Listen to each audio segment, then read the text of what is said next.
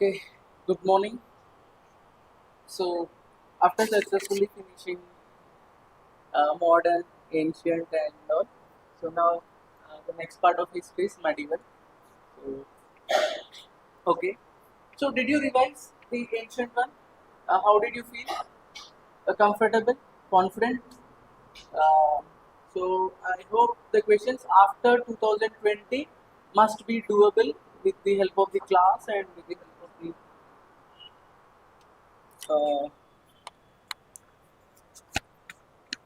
so with the help of the class and with the help of the book. So everything is okay, right? With ancient Indian history. So did you read the initial chapters of ancient Indian history book also? The geography and sources. So they are done, right? Okay. So next we are moving on to medieval Indian history. So medieval Indian history is one of the most neglected. If you have been in this preparation for a few years, you would be knowing that this is the most neglected area, like not cared at all. So least very students pay very little attention to it. Also, the thing is that many of the students are these days now they are just leaving this without studying, but then see the rationale is that these questions would be appearing in the mains exam as well na, and also interview stages. So how would you how at that time it would not be possible, right? So you have 365 days to read for the prelims, okay, and there are 8 subjects only, and then here you are neglecting the medieval Indian history, and then you have almost 80 days and 20 plus subjects in mains, and then here you want to bring this up and read, okay. So that will be an irony and very innocent way of preparation. So don't listen to the things that this is a tough thing and all. So trust me, today the date is 15th, right? 15th, 16th, 17th. So 17th evening, you will be very, very comfortable and confident with the medieval Indian history. Okay, so the thing is that all of you again, just as we have seen for the ancient Indian history, medieval may why we have to read medieval Indian history. See, definitely almost 3 to 5 questions are coming. So you will have to do 3 questions, okay, for sure. And then also in mains, 1 or 2 questions are coming, which means 15 marker or 10 marker. Actually, my own story, like I missed the cutoff by 7 marks, and in that year a 15 marker question has come asking about the medieval Indian like literature, okay, Persian literature. I had very least information on that. As a result, this 15 marker I couldn't attempt, and finally, by 7 marks itself, I have missed the cutoff. So, these kind of things will hurt you in the journey if you do not take care of the things at the right time. Also, in essay, you will a lot of examples like how this, for example, Razia Sultana was there. She was the first, Muslim woman ruler. So how great she is and all you would be knowing. So like how the, for example, the Akbar's religious things and all in secularism ka essay, all these things, tolerance, or all these things you will be using. So this is such a treasure trove of information, the medieval Indian history. If you have the right book and the right person to guide you, this becomes so easy. Okay, so that way we are going to deal it now. Okay, so as usually, what to read in medieval history? Okay, you are aware that history is a subject which is mostly factual in nature, right? So you must be, see, I have already mentioned to you in the previous classes also, like every subject has its own requirement in the UPSC. For example, environment and science and tech, mostly current orientedness is asked, and application part is asked in economy and all. In the same way, from geography and from especially from Indian geography and from the history, they expect you to get this factual information right. Okay, so that is the reason this is the need of the examination. It is not our wish and whims. So it is just factual. I will not read. That doesn't work here. So you'll have to, or else you will face somewhere the other the problem arises. Okay, so that is the reason. Now, like medieval Indian history. Okay, so everyone is fine.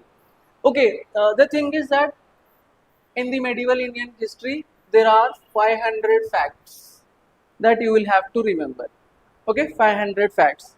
So we are going to take the class for 3 days, where in the 3 days, 3 classes, every day 100 facts you will be learning, and then after you read the book some 200 will be added. So trust me, with this 500 facts you can easily surpass a lot of students who are in the competition. See, already trust me that you have finished the ancient Indian history, right? At this point of time you are much ahead than the seniors also. Even like for example, most of the students at this point of time in all over the country, I can say that they are suffering from this phobia of history, like what to do, how to do, and all these things. But you are much comfortable in your initial attempts itself. So this is one of the brightest thing that you have to appreciate. Okay, the same thing we are going to do for the medieval Indian history also. So please do pay some attention for 3 days. That too, like 6 hours in class, and your work some 10 hours may the ancient medieval Indian history should be done. Okay, so your brain should be ready to take these facts for sure. Okay, just bear with the things for 3 days. After that you can feel very confident now. Okay, so that is the thing I want to say now.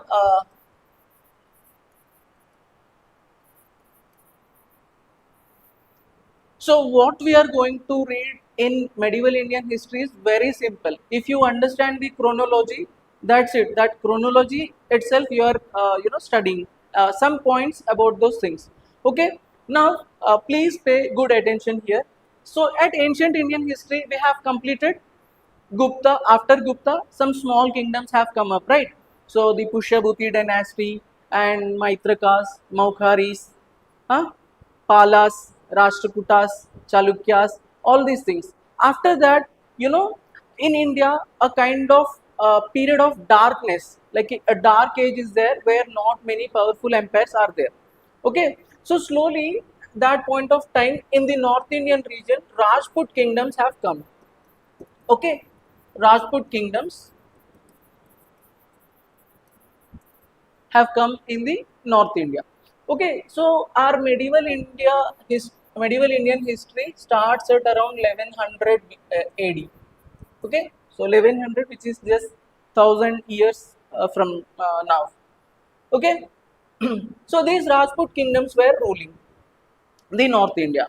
Now, what happened is that slowly in the 7th century Middle East, a new religion, Islam, was born. Islam was born. Now, this Islam was mostly Prophet Muhammad, right? So, under Prophet Muhammad, this Islam religion has converted, like slowly it was social in nature, then it spread to economic in nature, and then politically also it started spreading.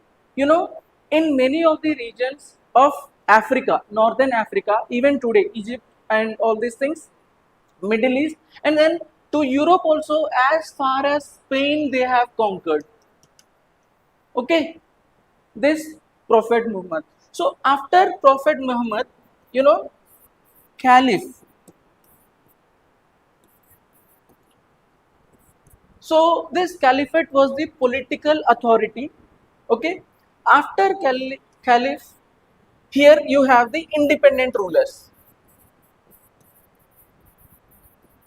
So now what happened is that these independent rulers were fighting among themselves in the Middle East region, and slowly now what happened is that in the Middle East region and European region, so there is a houseful board, which means now all area is conquered.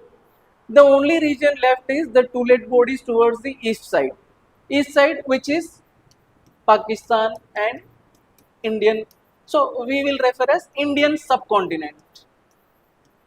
So Indian subcontinent. Okay. So slowly you have to remember that in 7th century AD, a new religion is born, which slowly got political in nature and has conquered many parts of northern Africa and Europe, and slowly it started spreading to Asia, where the gateway is Indian subcontinent. Okay. So slowly it has come here. Got it? Now here Rajput kingdoms were there, so definitely they will be in conflict, right? So this the so actually this I want to make one thing clear, that this medieval Indian history is subjected to a lot of political debate, like the politics. Now they use it a lot. So definitely we are not bothered about the religious aspects. So that is the reason in the books, instead of calling it as Islamic rulers or such way, we are calling them as Turkish rulers. Okay. So the medieval Indian history, we will refer to them as the Turkish rulers. Okay. So the Turkish rulers are the one. So up to here it is clear. So why, what are the factors that has prompted the like Turkish rule in India? First is that, so this new religion has come up in Middle East, and then there it gained the political significance, and slowly it started conquering all the areas as a result. And at the same time, in the Indian region we are having the weak rulers, weak states. See, we cannot say the weak, but they are very minute and small in nature. So this is much united and much technically or militarily organized, but these are very small kingdoms. So they couldn't sustain, and then in the conflict, the Turkish rulers have won. Okay, so up to here it is clear, right? So here is where I want you to focus now. Okay, so in the medieval Indian history,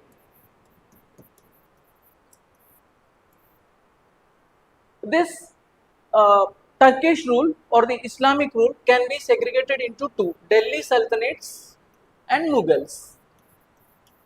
Okay, Delhi Sultanates and Mughals. So if you read about Delhi Sultanates and Mughals, entire medieval Indian history is done. Okay, so let us see who are there in the Delhi Sultanates and who are there in the Mughals now. Okay, so this is very important. First, I have told that Rajput kings were there, and then slowly the Turkish rulers have come up, and then they were in conflict. Okay, so here I want you to please pay attention here. If you are done with this, then the medieval history becomes very easy. Okay, first the initial Turkish rulers. There is a person called Muhammad bin Qasim. So he is regarded as the first Turkish invader to India. Okay, we will see why he has invaded. Then the second important one is Muhammad Ghazni. Okay, Muhammad Ghazni. He has invaded 17 times. All of you must be knowing. Then Muhammad Ghori. Okay, so this Muhammad Ghazni's intention was only to take wealth from India, plunder the wealth, take gold from here and go away. But then Muhammad Ghori has come with the intention of settling in India. I mean, it's not settling, to occupy and conquer the territory.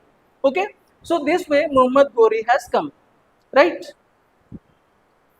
What happened is that this Muhammad Ghori came, he has done some wars, and then he has conquered the northern India, and then he has kept his deputy or slave. Okay, he is Qutbuddin Aibak. Okay, Qutbuddin Aibak. So Qutbuddin Aibak is in fact the first actual Turkish ruler in India. Okay. Now what happened is that after this five five dynasties one after the other has ruled India. So we call them Mamluks. So Khiljis or Khaljis, okay, Tughlaqs, Saids, Lodis, okay. So these are the five kingdoms whom we call them Delhi Sultanates. So Delhi Sultanates,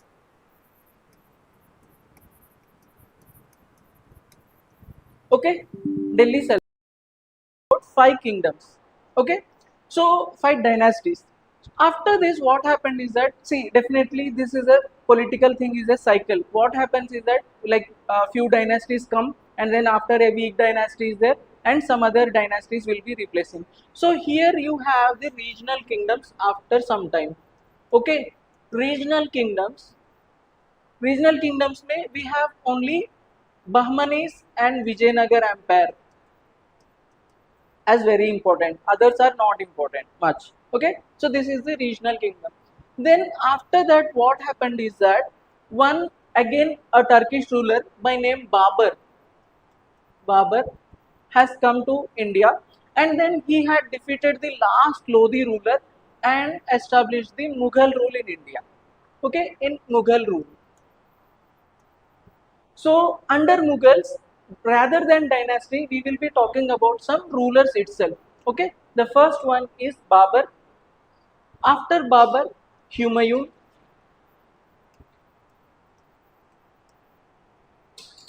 Akbar,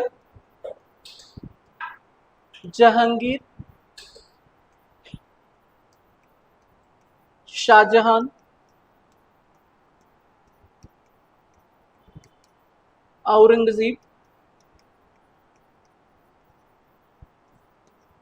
Aurangzeb, and then other insignificant rulers. The last one is Bahadur Shah II. During whose period only we have this 1857 revolt. Okay, so after this, this what happened is that European rulers have come. European rulers. So can you tell the order of European rulers? First is, so we had this code PDEF, Portuguese, French. So Portuguese. So this is how the history is. Okay. Slowly we have come from ancient Indian history to medieval Indian history, where three Turkish invaders are important. After that, under Delhi Sultanates, five kingdoms are important. You can remember this. How I remember the code is,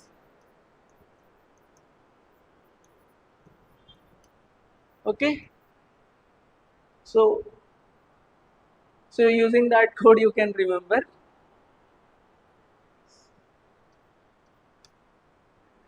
Okay. So Mamluks, Khaljis, Tughlaqs, Sayyids, Lodis. Okay. So here also I want you to remember the order now. So Bhajshah, Bhajsa. Okay. Babur, Humayun, Akbar, Jahangir, Shah Jahan, and Aurangzeb. Okay. Right.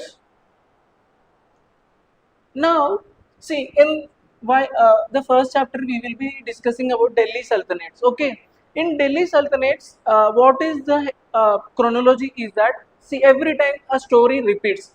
First, there will be a ruler who is a very good person. Okay, he is very calm, he is very generous, like, because he has come to the throne very recently, new, right? So he will be in like negotiating terms, having very tolerance towards things and all. But then after that we will have some ruler who is very powerful and like very monarchical in nature. Okay, so he is like non-adjusting. So their policies are somewhat stern and harsh. And then at the end there will be a weak ruler. That is the reason the new dynasty would be coming up, right? Okay, so this is a story. First, initially, one ruler would be establishing the dynasty. That person is very generous and humble and tolerant in nature, and after that, some other king comes who is very like who rules with iron will, very stern in nature, and then later on there is a weak ruler, and then new dynasty comes up. Okay, so this is the thing. So here I want you to remember few. See, actually, if you are done with this now, the whole medieval is done. That's why I am asking you to remember the things this way. Okay, now Mamluks, I have told you that Kutubuddin Aibak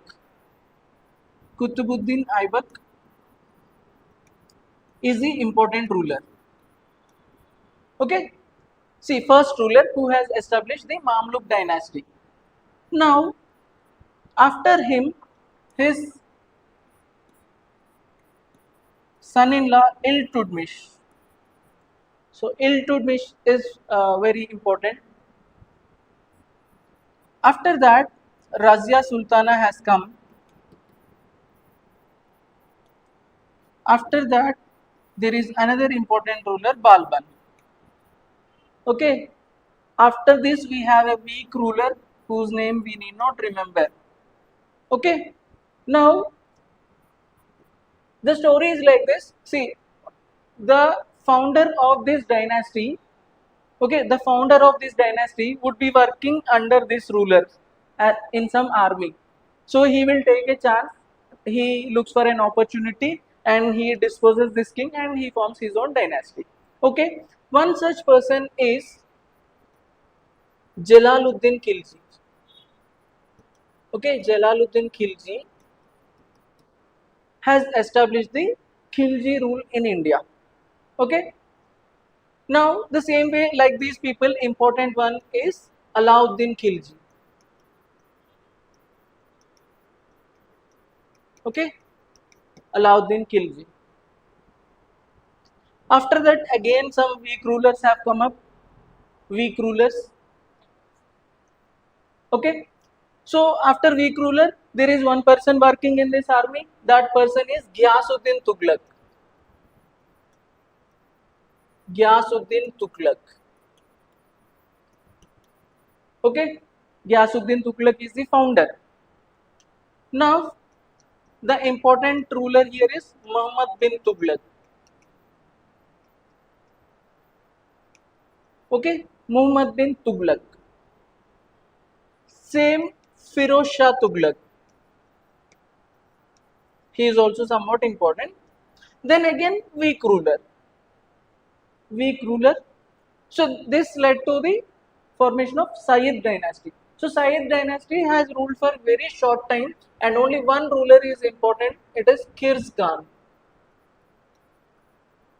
So Khirs Khan is the important ruler of Sayyid dynasty whom we have nothing actually to read about.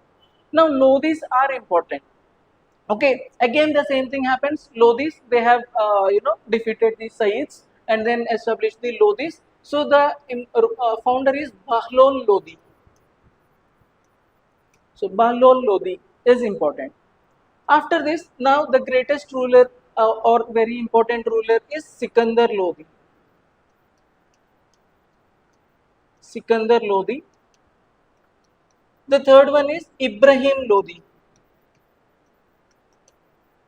So Ibrahim Lodhi. Now this Ibrahim Lodhi was defeated by Babur. Okay.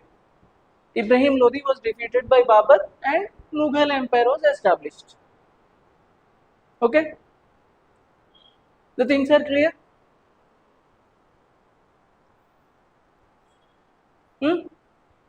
So now how many names we have seen here? 1, 2, 3, 4, 5, 6, 7, 8, 9, 10, 11, 12, 13, 14. Some 25 to 26 names. Trust me, these 25 to 26 names are there. If you read 3 or 4 points about these rulers, then the whole of these chapters will be done. So that is what we are going to read today. Okay, but this chronology is very important. So I want you to see now only for some time, it is a kind of brain teaser or a challenge to you. If you can see this thing now only and then repeat it here just for 2 minutes.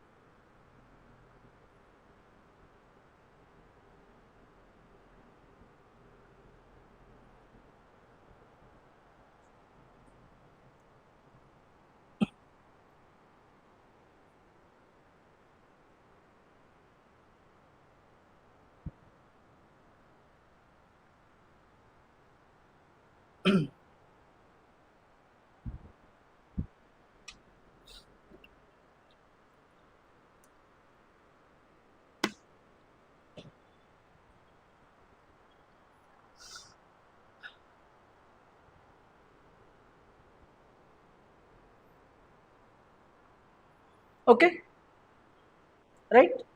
Okay. So who are the three first important Turkish rulers? First is Qasim, Ghazni, and Ghori. Right. So they are done. Now the next dynasty is Mamluks or slave dynasty. So slave dynasty, the founder is Kutubuddin Aybak. Important, Iltutmish, Balban. Right.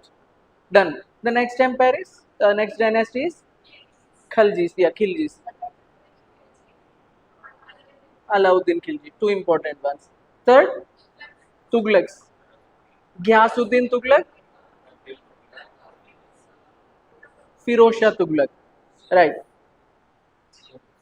GM. The next one is Sayyids. In under Sayyids, Khirs Khan. Right. We are not nothing else. Lodis, Ibrahim Lodi. Done. Now after that, regional kingdoms and Vijayanagar kingdom.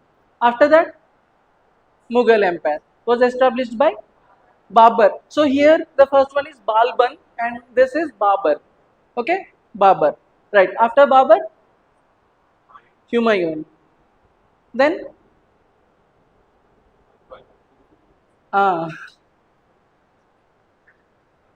uh, so we have remembered this code, no? Bhaj.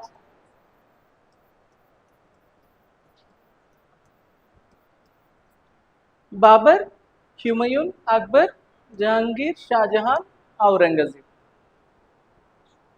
Okay, this way. So entire medieval Indian history is about these 25 names and their contributions. That's it. So 25 into 4, like some 200, 300 facts will be covered. So this is what is in. So this 2 minute wala thing is not known to the students since years and years. This is the only thing that you have to know. So it is interesting, right?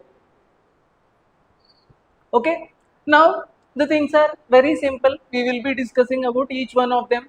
It's like okay. Another important thing is that see again in the first while taking ancient Indian, modern Indian history. Also, I have told you that key like stories are there. Stories are for satisfaction and content is for selection.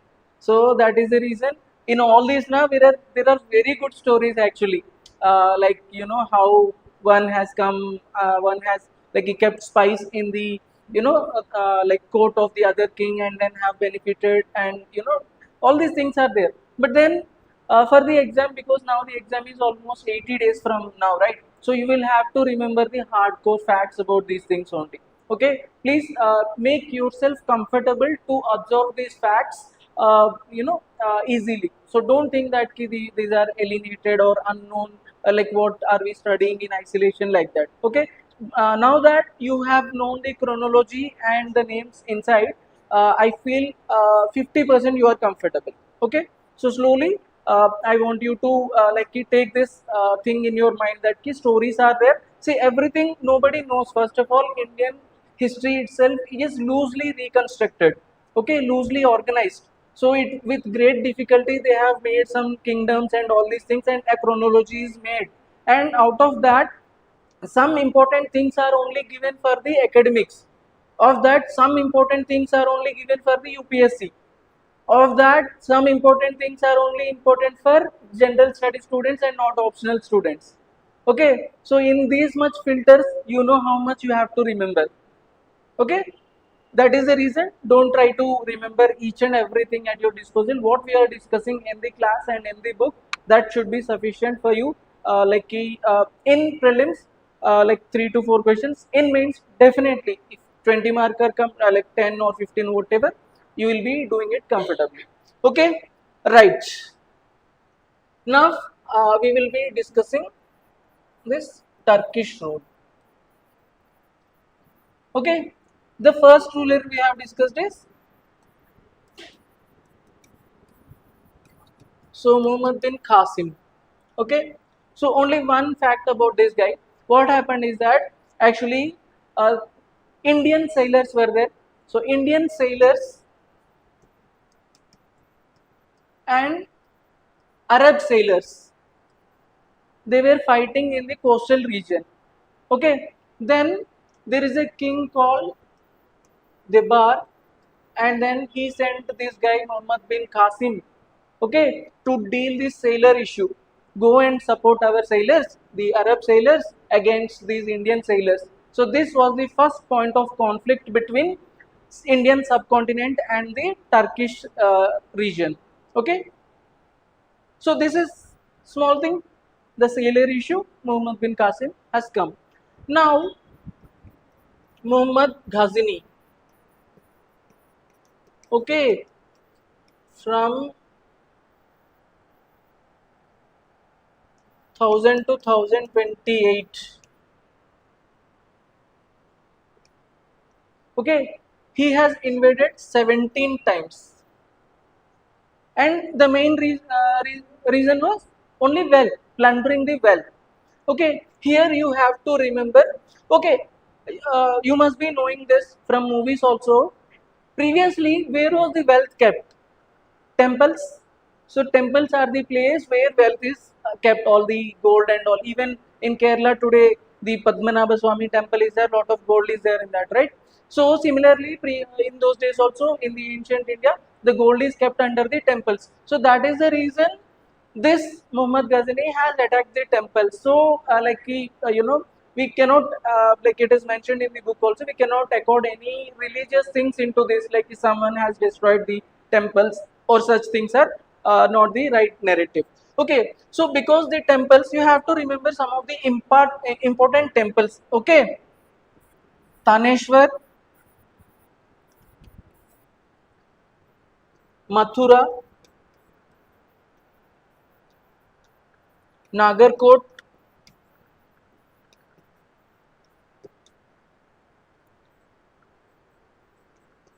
Kanauj, Somnath. Okay, this Somnath temple is very important. It is in Gujarat. Okay, so you can remember this by quote.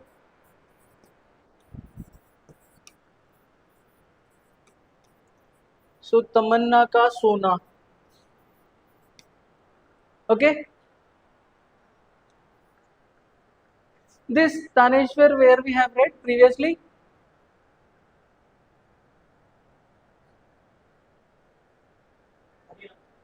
Haryana. So and in the context of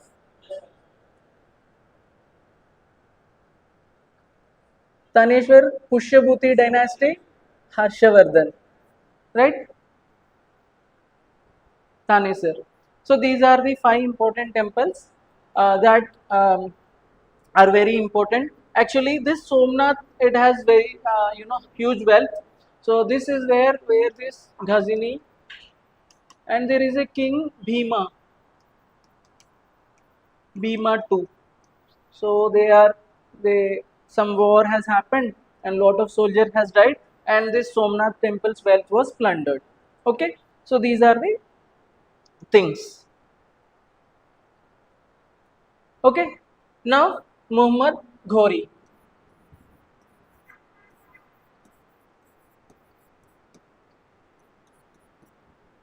Okay, Muhammad Ghori. So Muhammad Ghori was the one who had come to India with the aim of territorial occupation. He wants territory now. Actually, the thing is that, see, we have here like Tughlaqs, Mamluks, Khaldis and all now. So in the Turkish region also there are lot of dynasties like Umayyad dynasty and all these things. So there they are fighting for the conflict, and there is no territory left. So that is the reason they had come to Indian subcontinent region. Now Muhammad Ghori, what has happened is that immediately when he came to India, he has defeated some rulers, and one important ruler is Prithviraj Chauhan. Prithviraj Chauhan, okay, is very important person. Okay, now in 1191 AD, the armies of Muhammad Ghori and Prithviraj Chauhan had met in a battle called Battle of Terrain. This is in Haryana. Okay, battle of first battle of Terrain. Okay, so in the first battle of Terrain, yeah, Muhammad Ghori had lost. So Prithviraj Chauhan had won the war, but unfortunately, he couldn't garrison or he couldn't fortify the, empire. So after the defeat, he couldn't consolidate the things. So as a result, he has given the time for Muhammad Ghori to reorganize. So now Muhammad Ghori with good army, like he has used horses, he has used a lot of this, that time only very efficient usage of horses, like horseshoes are there, iron, these things, and then that, how to ride the horses and all were very technically known to them. So as a result, in spite of Muhammad Ghori's small army, they have defeated the Prithviraj Chauhan's huge army in 1192 AD in the second battle of Terrain. So this is very important. The second battle of Terrain is the one which has laid the foundation for Turkish rule in India. So if this battle was not won, or if Prithviraj Chauhan had won this battle, then the entire Indian history would have been a different story to narrate. Okay, this is the one. Now, by the time he was fighting this second battle of Terrain, he was very old, and also he had some work in the Turkish area, Persian area. So as a result, he has kept his slave Kutubuddin Aibak, okay, Kutubuddin Aibak, and left to Persia.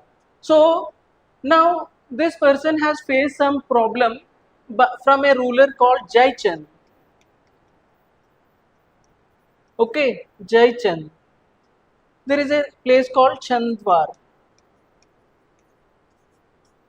Got it? Chandwar. Now, this Muhammad Ghori had come again to help Qutbuddin Aibak, and then in this battle of Chandwar, he has defeated the Jaichand and had asserted the Turkish rule in India once again.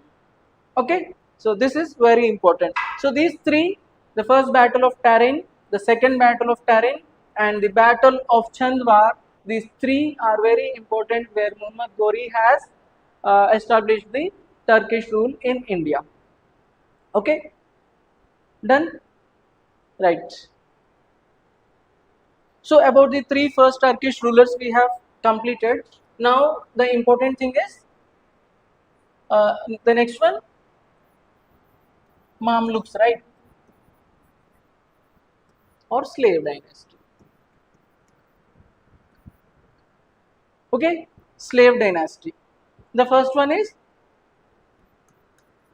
Qutbuddin Aibak. No?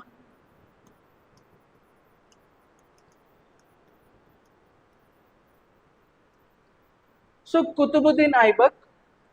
So I have told you that initially the ruler will be very tolerant, very humble. Let us see, like just now he has come to throne. Let us know what is what and all. So that is the reason they are very humble people, and he was very tolerant that he used to give a lot of gifts to the subjects, mean to the people.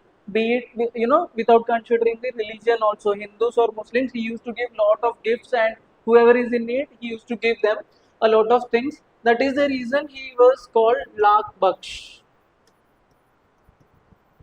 Okay, Lakh Baksh.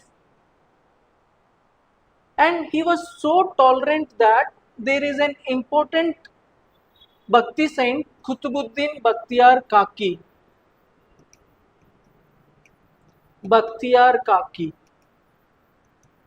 So this Qutbuddin Bakhtiyar Kaki, he like uh, he was very much inspired. See, you will be studying about the Sufism in the next chapter. Like Sufism is the one where which has preached brotherhood, peace, loving towards others, and such very good things in the within the Islamic religion. Sufism has formed, and this guy is a Sufi saint. This Sufi saint was liked by Qutbuddin Aibak, and then as a result, for him only he has started constructing Qutub Minar. Okay, Qutub Minar. So Qutub Minar construction was started by Qutbuddin Aibak. Also,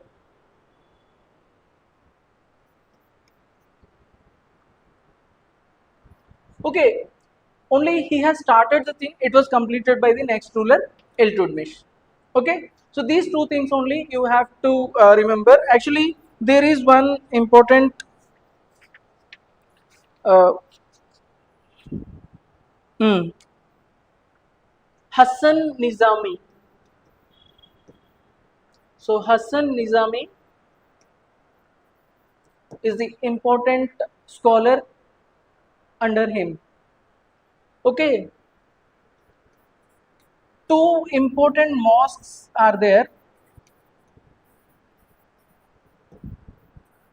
Aday Din Ka Jhonpra. So this is actually asked in the examination. Recently, how they have asked is they have given this mosque under four options. Okay, four options. So this is Aday Din Ka Jhonpra, and then they have asked to arrange in order. Okay, so if you know that this is built by Qutbuddin Aibak, okay, and that too he is the first Indian ruler, the first Turkish ruler, then you will easily put it in the first, and that option is enough to get that question right. So without knowing, many students were deciphering that okay, we don't know, like how can we remember each and small structure when it is built. Okay, so it is not so. Indirectly, the questions would be asked based on the application. Okay, right. So along with this, we have this Quwatul Islam Mosque. Okay, so I have used this code ABNQ for this Qutbuddin Aibak. A for Aday Din Ka Jaunpura, this mosque. B for Lakh Baksh or Bakhtiyar Kaki also. N for Hassan Nizami. Q for Quwatul Islam Mosque and Qutub Minar. Okay, so actually this Qutub Minar is at the same place where the Mehroli iron pillar was there. So previous in ancient Indian history you have studied na Mehroli iron pillar. So who has built it?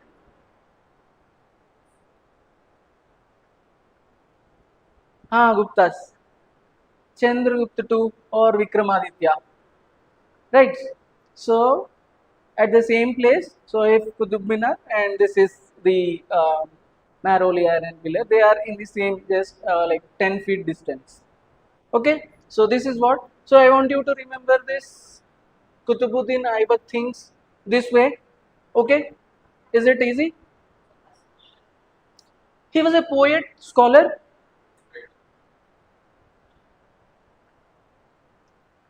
So because cultural aspects are very important, so that is why we are remembering. Okay, this is Qutbuddin Aibak. Secondly, Iltutmish, right? So Iltutmish was not his son; he was the son-in-law. So and UPSC has asked this question also, that under the Delhi Sultanate period dynasties, the succession was hereditary. Okay, means the son's father only will become the king. Is it so? No. So if you know that he is not the son but son-in-law, you will easily tell that it is no, and that option will be eliminated and you will get the answer right. Okay, this way indirectly only the questions are being asked. So just remember. Okay, Iltutmish. Okay, Iltutmish, he has come from Persia again. So at that point of time, here a lot of what to say, ulemas, the priests are there, some nobles are there. So they were wanting the power after Qutbuddin Aibak. Now Iltutmish has come. He was already a proven ruler. So to satisfy or pacify these existing nobles, he had invented or discovered a concept, Chahalgani. So Chahalgani system means group of 40. Okay, group of 40. So there are 40 nobles to assist the main king. Okay, so this is important. Hmm? Chahalgani system was started by Iltutmish. So after this, he had given a new concept called Ikta system to administer. Means all the territory was divided into different Iktas. Okay, so a Iqtadar is given this, and then he could administer as well as collect the tax from this region, like same as Zamindari, so Iqtadari. So this Iqta system was started by Iltutmish. Okay, now he has given two currency also. Hmm? Yeah, yeah, silver and copper. So copper one is called Tanka and silver one is called Jittal. Okay, so these two are also given. Prevented Mongol invention in India. Okay, so this prevented Mongol invention in India. Okay, so this you have to remember. So I remember by code ICC.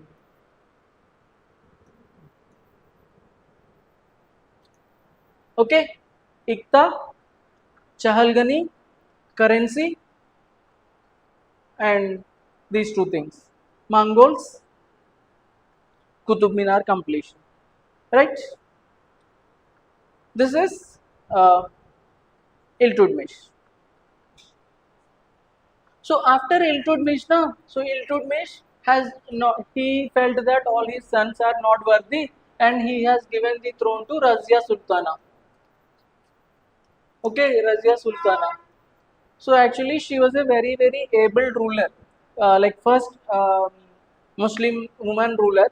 But then the like patriarchy was at its height, that she had to face issues from this Chahalgani.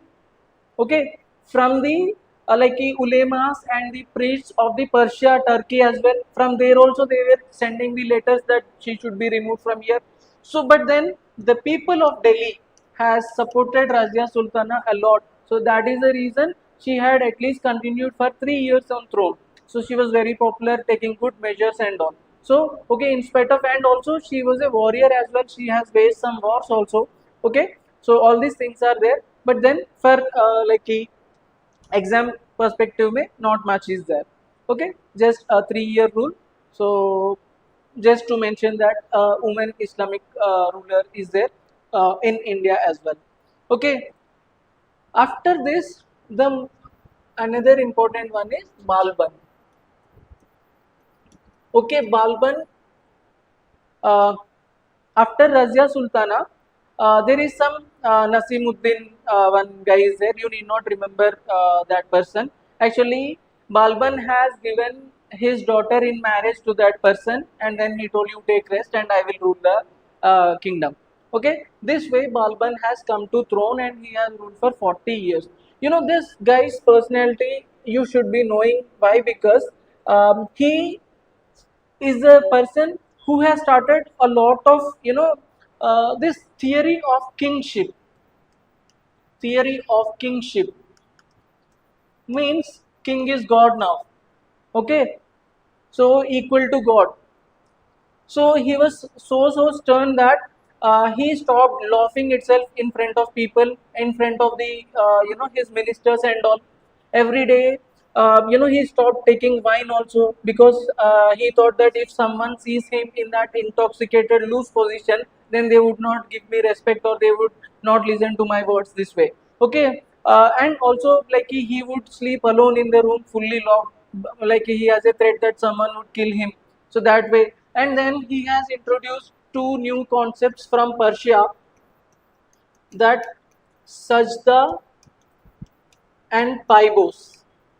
Means sajda means when you see the king you have to bow. Okay, this is outside the court.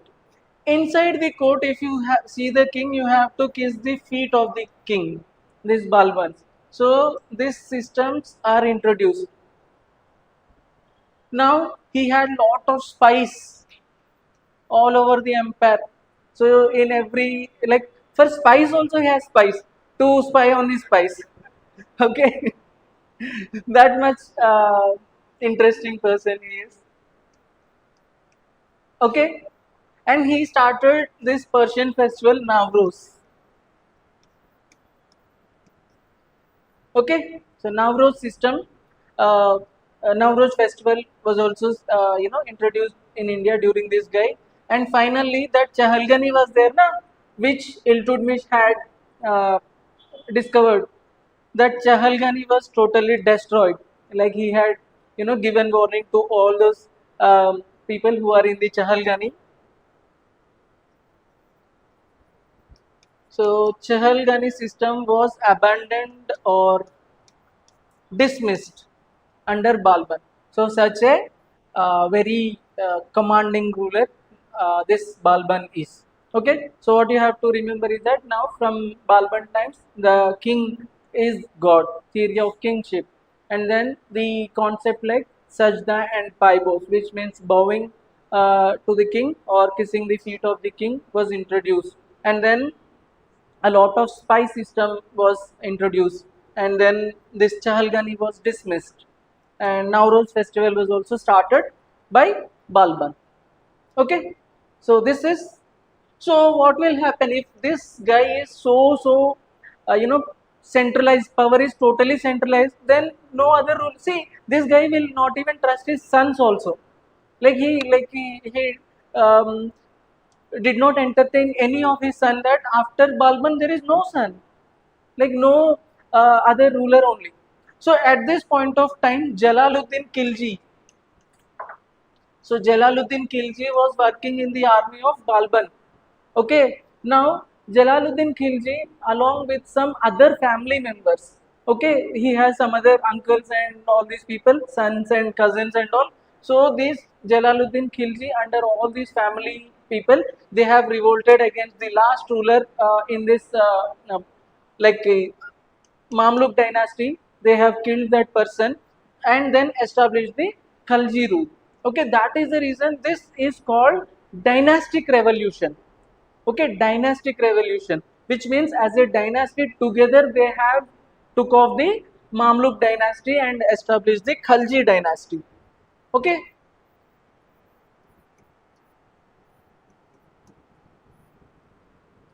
right? Khaljis. Up to now it is clear. Khaljis or Khiljis, whatever you want, you can call.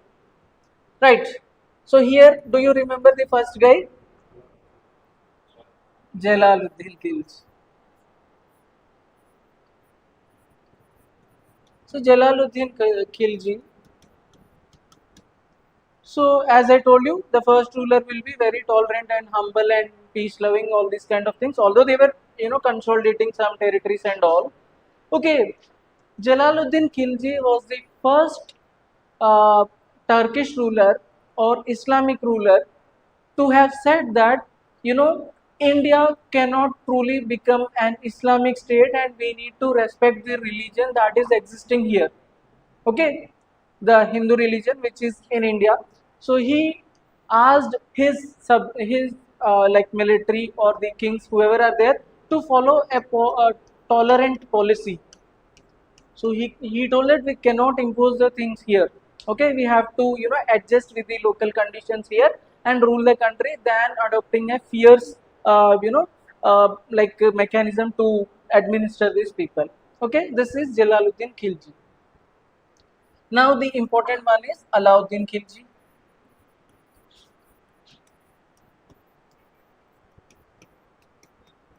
Okay, Alauddin Khilji is very important.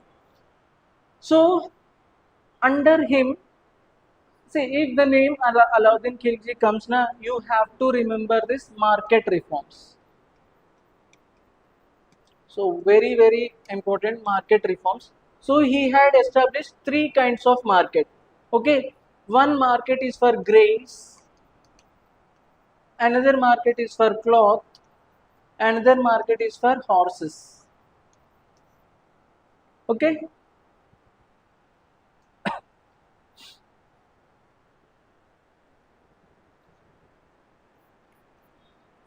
so in his administration, we have already discussed that spy system was introduced by Balban, but then that was unofficial, right? Now he has officially recognized and then employed spies and all these people, like they are called Barids. So Barids are called intelligence officers, raw agents kind of, and then Munhians.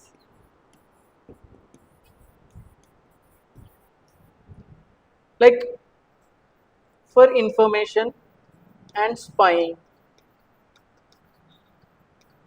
Okay, so these two, they are asking also what are these?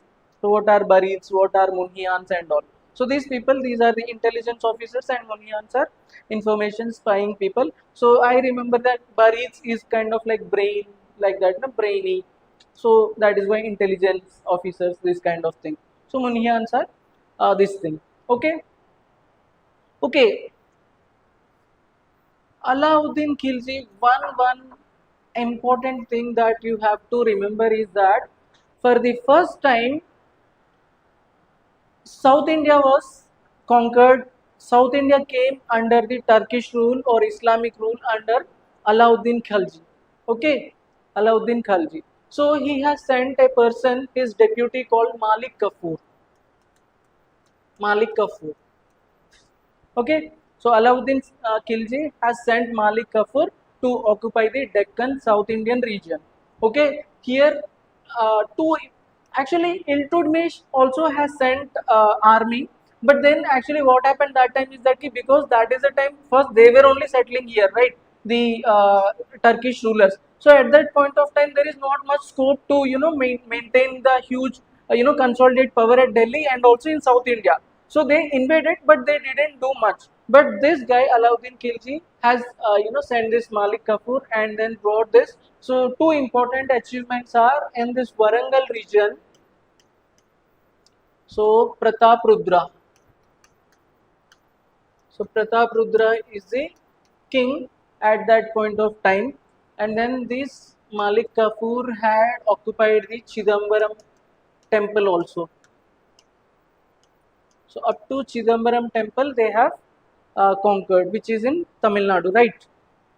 Okay. So this is the importance of Alauddin Khilji.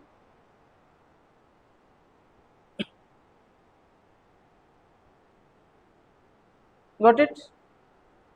Alauddin Khilji. So these are only things you will remember in the Khalji dynasty. Okay. The next dynasty is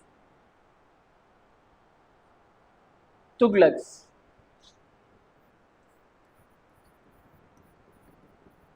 So Tughlaqs mein the first one is, do you remember? Gyasuddin Tughlaq. So Gyasuddin Tughlaq, same story. Like initially he is like nothing much to do. So the important one is Muhammad bin Tughlaq. Okay, this is the person on whom we like we crack lot of jokes. Okay, so they tell if you mess up the things, they call, are you Tughlaq? Okay, so let us see how he has messed up the things, and then he came to be known this intelligent fool. Okay, right. So what happened with Muhammad bin Tughlaq is that, so there are some 4 5 steps which are kind of blunders that he committed, and as a result he came to be known as this one of the incompetent ruler. Let us see first. The first one is token currency. Okay, what is token currency is that, see there are two currencies na, Jittal and Tanka, silver and copper. Now he had told that from today onwards, all of you have to believe that copper is equivalent to silver. Okay, and this has to be accepted in the trade also. Okay, now what people has started doing is that they started minting the coins in the house only. Okay, so at house they are minting the coins, and as a result now, what to do? Like everyone is having money, everyone is rich now. So this is one of the very failure policy. So he had no command over the economy. So this token currency system is a huge failure. Okay. The second thing is shifting of capital. Okay, shifting of capital. So actually there is a Mongol threat. So if Mongol threat is there, what you have to do? Either you have to prepare your army or do some other measures. Instead of that, he has shifted the capital itself from Delhi to Diogar in Madhya Pradesh, thinking that the Mongol would not reach up to here. I will be safe. Then what about people? Okay, now after shifting the capital is so far from Delhi now. Okay, and he has asked only the rich or the priests and ulemas to come. Okay, all these people have started moving towards the Diogat in Madhya Pradesh. Now what happened is that these priests and rich people, the journey is so harsh in summer that they died out of sunstroke. Okay, a lot of people, these ulemas and rich people have died, and then the poor people in Delhi are there, so they are left without any proper king and administration and all. So it was total messy condition. Okay, this is actually there are at this point of time there are some two like travelers. Important one is Isami, so who had told that every day from Delhi, the people of Delhi used to write letters to the king, scolding and abusing him, like what is this and these kind of things. So these kind of things have taken place under him. And then actually there is a place in Persia, will tell. So actually what happened is that one day Muhammad bin Tughlaq had woke up and then told that my father had come in dream, Yasuddin Tughlaq, and then I have to conquer this other Persian foreign lands also now. Then his ministers were telling that, are you have no grip over the things in India itself, but what would you do here? Then he told, no, I want to conquer. Then he had arranged a lot of money, soldiers and all are arranged to, go to the foreign lands. Okay, now these soldiers also took money and then they told that we are leaving for foreign lands, and then they went to their home. Okay, so as a result, then the king had later realized that okay, this is not practical to conquer the foreign lands, and slowly he had abandoned this also. Okay, so he has abandoned this thing also now. So because of these all these things, he is kind of called the incompetent, in harsh terms like madman of Indian history. Okay, so these kind of things are there. Okay, other than this, you will have to remember, like he has started a department called Amir-e-Kohi, a special agriculture department. Okay, Amir-e-Kohi is the special agriculture department. So I have remembered this way that Kohli, Virat Kohli is doing some agriculture or that way. Okay, so that is during the Khalji's period.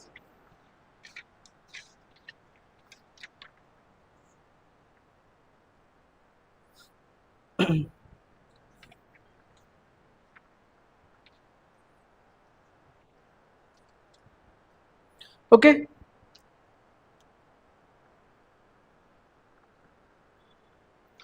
actually this expedition called Khurasan. So this is, so they want to occupy this land, Khurasan, which is in present day this Iran region. Okay, so this is the mistake that he has done. Okay, right. The third important ruler is Firoz Shah Tughlaq. Firoz Shah Tughlaq. Okay, Firoz Shah Tughlaq is known in Indian history for a different reason, like canals, irrigation. So he is known for modernizing agriculture through a lot of canals and irrigation and all. Okay, and then he has introduced new crops also, a lot of orchid farming. For the first time in India, orchids farming has started. Okay, under Firoz Shah Tughlaq. Okay, also he built three new cities: Hisar. Hisar is in Haryana, no? Uh, Jaunpur and Firozabad. Okay, this Firozabad is very important that here he brought two Ashokan pillars. Two Ashokan pillars are brought to Firozabad to, to what to say, this interiouring and decoration and all for beautifying the city. Okay, so these three cities are important. Okay, now after Firoz Shah Tughlaq, his son Nasiruddin Tughlaq is there. He was a weak ruler actually, but then this is very turning point in Indian medieval history that at this point of time Taimur had invaded India. Okay, so during Tughlaq, so because Taimur had invaded India and then shattered the Tughlaq rule, and he was there in India for 15 days on the throne of Delhi. Okay, as a result, he has kept his deputy. Okay, deputy is Kirs Khan. Okay, he has Taimur has kept his deputy Kirs Khan on the throne of Delhi and left India. Okay, that is the reason the Kirs Khan. What is his dynasty? Said dynasty.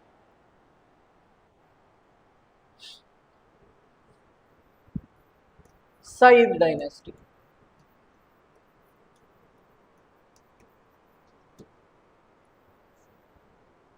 So Kirs Khan. So nothing important about him. You can easily skip it. But the next one is Lodi dynasty, na?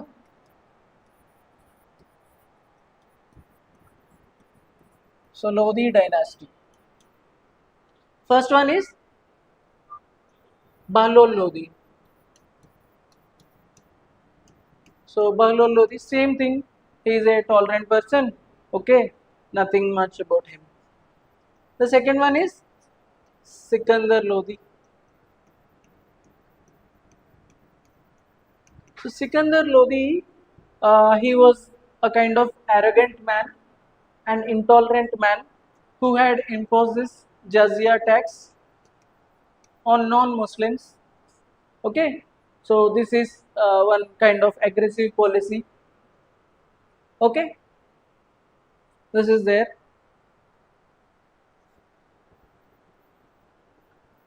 Ibrahim Lodi is important. So Ibrahim Lodi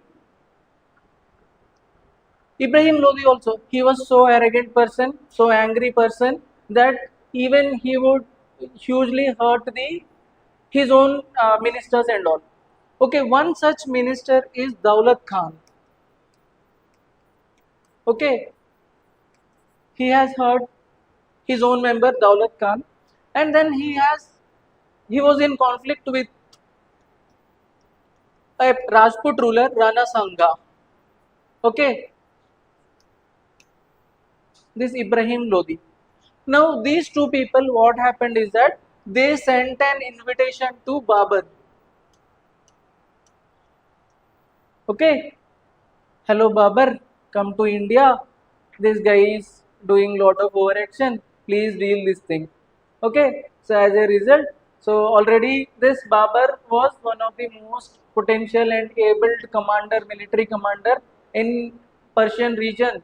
Now, because the invitation has come, he thought this is the right time to go and see these people. So as a result, Babur and Ibrahim Lodi had met. The huge forces had met in Battle of Panipat. Okay, Panipat. So what happened is that Babur, he is known for one important war technique called Rumi method. Okay, Rumi method. So what is Rumi method is? It is a very scientific war where the soldiers would be coming from different angles, and then they would encircle from inside, from outside, and from other side, every side. They would be coming and then killing the surrounding the enemies, and they will be uh, defeating the enemy. So this Rumi method is very much important. And another thing is that he is the first person to bring to India gunpowder. So till now, with what we were fighting? Only swords. For the first time, ammunition had come up with the advent of Babur. Now these techniques are there, this gunpowder wala things are there, and then the army is so organized. Okay, very highly organized, skillful, talented, very abled soldiers were there with Babur. So in spite of Ibrahim Lodi having a huge army, and this Babur's army is very few in number, still in the battle of Panipat, the Ibrahim Lodi's army faced very huge defeat. As a result, Delhi Sultanate, which had its origin or which took birth in the second battle of Terrain, okay, had died or come to an end very few inches, I mean few miles away. Like Terrain is in Haryana, Panipat is in Haryana. So at the same place it has taken birth and same place it has died. Okay, this way the end of Delhi Sultanate is there. Okay, so in the Battle of Terrain, the Delhi Sultanate was born, and in Battle of Panipat, first Battle of Panipat, it is gone. Till here, Delhi Sultanate is clear. Interesting. Actually, it is so boring thing here. I somehow trying to inject this kind of interest into you, or else this is such a boring thing. Especially if you read in old NCRT, then gone. Like you will be fear will be gripping you. Like here, what am I doing? What is going on? These kind of things. Okay, so this is there. So the book is good, and then our class would facilitate and make you comfortable to finish the things. Okay, so this is Delhi Sultanate. So how is it till now? Right.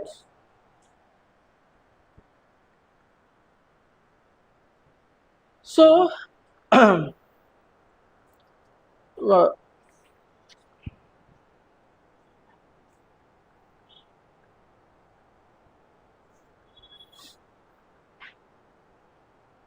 Okay, you can remember that code PIB. Panipat, Ibrahim Lodi versus Babur. Panipat, Ibrahim, Babur. Right? Okay. So we will move on to Mughal rule.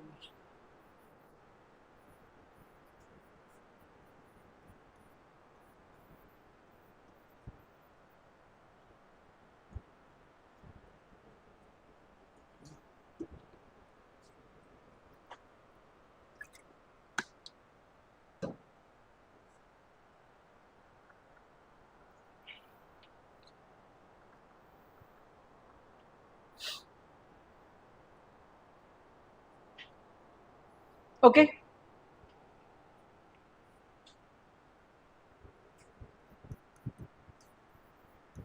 So under Babur you will be remembering Rumi method, gunpowder, Battle of Panipat. Okay. And then there is one Battle of Kanwa also. You have to remember. Okay. What is Battle of Panipat is that who are the two people who asked Babur to come? Ranasanga. Now, what happened is that Ranasanga, like a child, he asked that, okay, Babar, what you have come here? The work is over. Please go away now. Then he told, how will I go? I will kill even you also. Okay. As a result, Babar versus Ranasanga. Okay. In Battle of Kanwa, this Ranasanga was defeated. Okay, as a result, with two wars, so Battle of Panipat and Battle of Kanwa. So you can remember this KBR. You know this, right? KBR Park. National park, na, see, even the North Indians who do not know this, they have to know because it is a national park. There are three national parks in Telangana. KBR and do you know other two? Rugvani, Rugvani Vanasthalipuram, right? Chevellar. Okay, Vanasthalipuram, Vanasthali, Harini National Park is there. These three, they are in city only. So, national parks. Right. So, okay, that is not important here. So, Kanwa, Battle of Kanwa is between Babur and Rana Sanga. Okay. So, these four facts you will remember about Babur. Right. Next important ruler is Humayun. Na?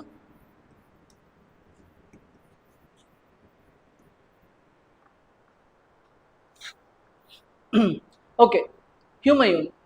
So actually, see, Babur, you are understanding the story, right? Initially, when a ruler is there, he will just give the kingdom loosely to his inheritor, right? To the next king. The next king would not get the kingdom in such a good fashion. So, as a result, Humayun had to face lot of revolts everywhere within the kingdom, from the people, everywhere because he is new to here, this place, and moreover, everything is very messy and chaotic. And then already the Rajput kingdoms were trying to again regain strength.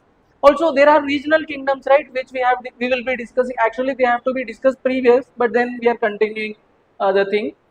Okay, the Vijayanagar Empire, the Bahmani Empire, and then there are some minor kingdoms in the Gujarat region and all. We will be discussing them. Okay, so all these things are there, and the whole thing is in a messy way. Now, Humayun, what happened is that at this point of time, he is waging wars. He is going to Bengal and controlling the revolt. He is going to that Madhya Pradesh Malwa region and controlling the revolt. At one point of time, he went to Gujarat. Okay, so he went to Gujarat region.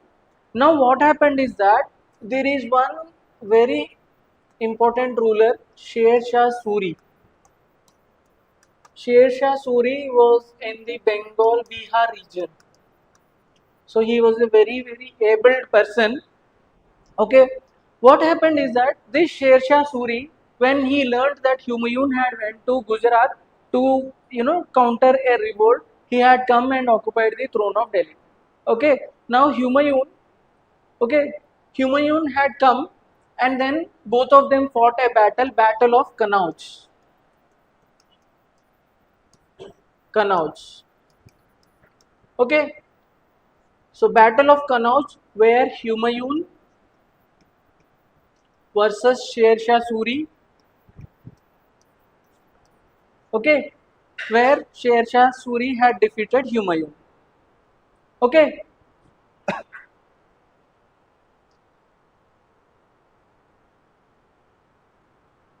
okay, Kanauj, where we have studied previously. Any? Do anyone remember Kanauj assembly? Yuan Sang. So which means Yuan Sang has come in during the period of H. Harshvardhan.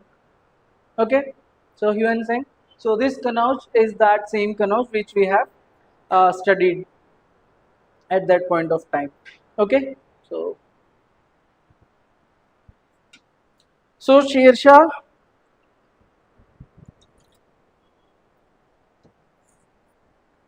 So Sher Shah has established his rule here. Now,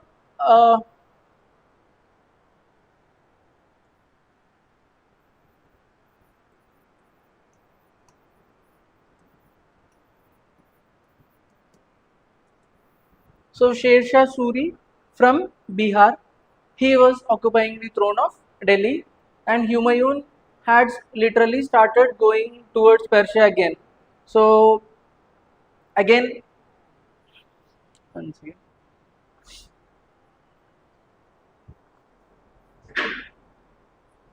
Okay, so what we were discussing is Neha that when Humayun went to Gujarat to crush a revolt, that time Sher Shah Suri of Bihar had come to Delhi and sat on the throne. After that, Humayun and Sher Shah Suri had fought a battle of Kanauj, where Sher Shah Suri had won. Okay, now Sher Shah is the ruler of Delhi officially.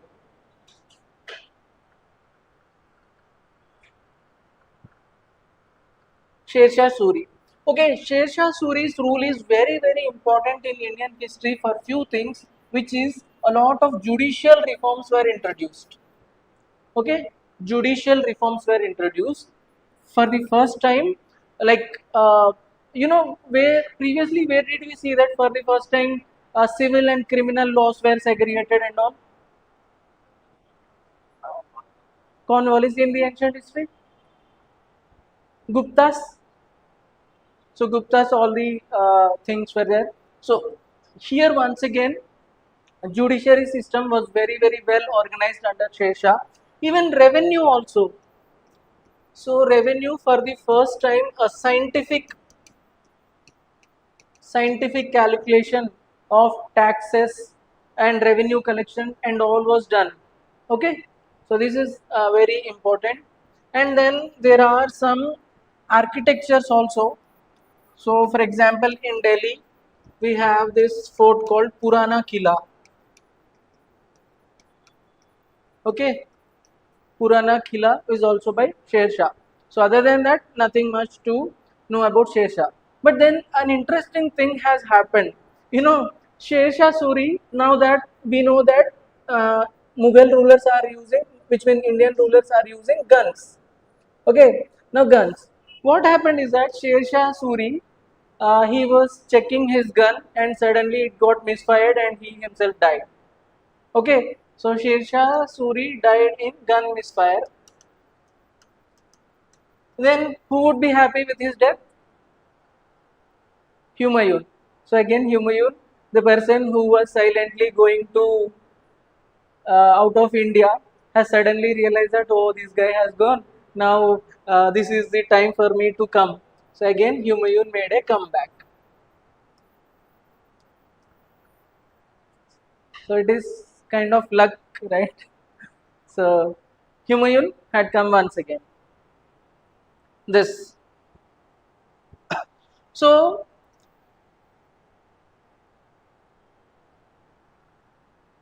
okay, Humayun's tomb is there. Actually, the construction after Humayun had died, his wife had built this Humayun tomb in Delhi. So that is also a UNESCO heritage site. So that tomb is also very important after his death. Okay. So now after Humayun, who was the ruler? Akbar. This is what, right? Akbar.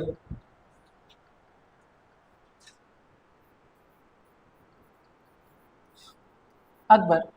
Okay. So what happened with Akbar is that Akbar had ascended the throne at the age of 16. Okay. At that time he was a child. As a result, a noble called Bairam Khan. So Bairam Khan was there. So he was operating everything on behalf of Akbar. Okay, but then after some time, Akbar would turn from young to adulthood, right? So that time he realized that, ki, okay, I am the real king. And then initially Bairam Khan has refused to go away from the throne. But then Akbar somehow, through every means, through tactics and also through some threatening measures, he had sent Bairam Khan away from the throne, and then Akbar assumed the throne of Delhi. So about Akbar, I think previously also you know many things. So I have told that three kings in Indian history are very important who had every most of the country under their control. The first is Ashoka. The second one, Gupta mein which Gupta? Samudragupta. Samudragupta. And the third person is Akbar, under whose rule you have lot of kingdom under the control. So Akbar, you must be knowing the important policies. See, in all the book there are lot of like a political they go and occupy this what Rajasthan region, Bengal region, that this and all. You need not remember all those things. Okay, so that political history is not being asked, and that is too bulky also. So we will ignore that one. So the cultural aspects that we have to remember is that he has found a new uh, a religion kind of thing, taking all the positive aspects of other religion, Hinduism, Buddhism, and all. So as a result, he has found this Din in Lahi, which is similar to the Dhamma of Ashoka. So Ashoka and Dhamma same as Din in Lahi of Akbar. So he had formed this Ibadat Khana also. So Ibadat Khana is a place where the religious heads of different religions would come, gather and discuss the positive aspects and good things about the religion and how they have to be applied in the kingdom and how the welfare of the subjects have to be taken care of. So this is Ibadat Khana. Okay. Then he had built a city, Fatehpur Sikri. So Fatehpur Sikri is also a UNESCO heritage site. Okay, so here you have both uh, Islamic architecture and then secular architecture also. A lot of secular features also you can find in Fatehpur Sikri. So anyone who visits like Taj Mahal of Agra, so it is just nearby, so they would go and see all these things. Okay, so this is the Akbar. That is why we call him Akbar the Great, because as seen from the political perspective and seen from the what to say, cultural perspective, social perspective, he is very important. Okay, so he had found a system called Mansabdari system. So Mansabdari system is an improved form of Ikta system. So Ikta system, who had formed it? Iltutmish, right? ICC we have seen na Iltutmish. So same way Mansabdari system is brought up by Akbar for the administration, about which we will see tomorrow. Okay, Mansabdari system. This is Akbar, right? After Akbar,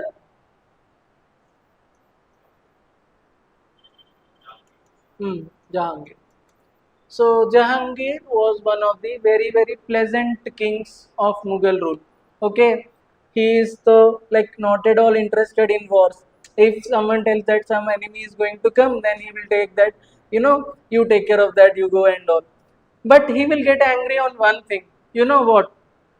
Paintings. So if like he is a huge lover and admirer of paintings, that you know for the first time, in the Islamic religion, painting a human figure is kind of prohibited. Okay, so but then Jahangir was so interested in painting that he defied the ulemas, he defied the ministers, he defied the judicial authority at that point of time, and for the first time he had started human paintings in his court of himself and others. Okay, so this is a very important point, and UPSC has asked this question that under whose period this Mughal paintings, the human forms have started. Okay, so Jahangir is, rather than as a political perspective, we see only from this painting. So we have like two important painters also under his period, two very very good guys are there. So we will see the things. Actually, here na, we have two painters under Akbar, Daswant and Baswant. Under Akbar, these are the Hindu painters who are very important. Okay, so and Akbar, may we have this thing na, like a lot of Navaratna kind of like poets and all, like Birbal, Todarmal, and all these things. These guys, so very important people are there about whom we will see in the cultural perspective. Okay, so from paintings perspective, Jahangir is very very important. Okay, now Shah Jahan.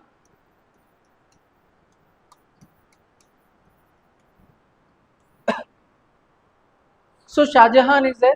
So regarding Shah Jahan also same, like you would not discuss much, only some like he Agra Agra fort is there na, so that one, and Taj Mahal, Red Fort. Okay, some constructions are there. Other than that, nothing is much important. Jama Masjid is big one, na? Hmm. Right. So all these things are there. Uh, so these are very important architectural contributions of Shah Jahan. So in the books, na, a lot of other things are there. He jailed the Jahangir for being very loose and all these things. So we are not bothered about the stories. Okay. Now the next ruler is Aurangzeb. So for aspirants, Aurangzeb had done very good thing, like he focused entirely on wars. Like only political things are there, which we need not remember. He is least interested in art, architecture, culture, and this kind. So you know that other things are there. He's a cruel guy and goes Jazia, and he had lot of like his conflict with Maratha is very important. So Maratha region conflict is very important. Okay, so that you will be seeing. So nothing much is there from this perspective. So with this, we have completed. See, after Aurangzeb, Mughal rule continued, but then with a weak structure, there is no nothing left. No people were like regional kingdoms are again ruling, and that is the time where European rulers have come. Okay, now we would be discussing some regional kingdoms.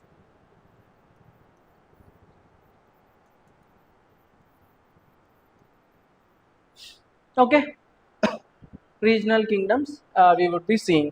So up to here it is clear, na? So are you feeling the things somewhat better and easy? Right.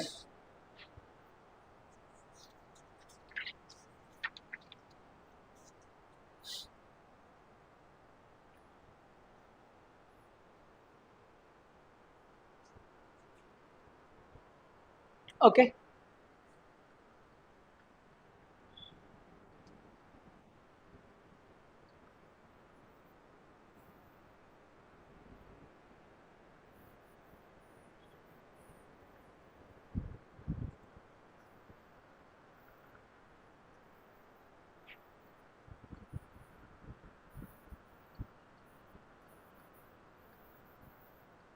Okay, so this is a very bad map of India. Okay, so okay, fine. So now some sort of regional kingdoms have come up, which we have to know. So in the Andhra region, sorry, both are in Karnataka region only. Here Vijayanagar Empire is important. Okay, Vijayanagar Empire is important. It is founded by Harihara and Bukka. So these two brothers have founded the Vijayanagar Empire. And then Bahmani Kingdom.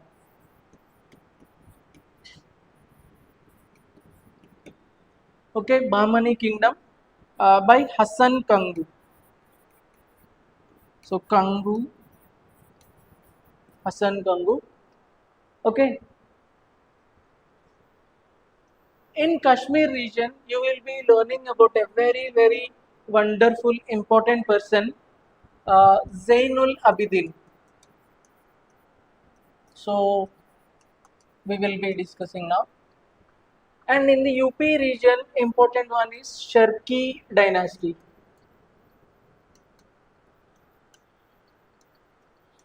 Okay, okay. In the Bengal region, we have Haji Ilyas is a very important ruler there. Okay. In the Gujarat region, there are two important kings, Ahmad Shah and Muhammad Begara.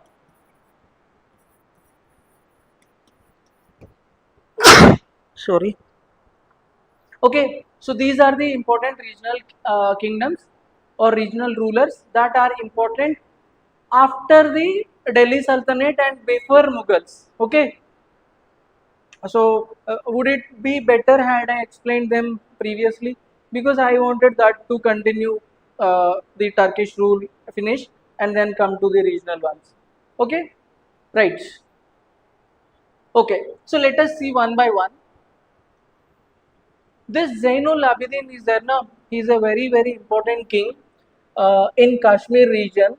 He was the first to have shown a very tolerant policy. He was called Kashmir's Akbar. He was the first one to prohibit cow slaughter. He brought a law to prohibit cow slaughter because most of the subjects are Hindus.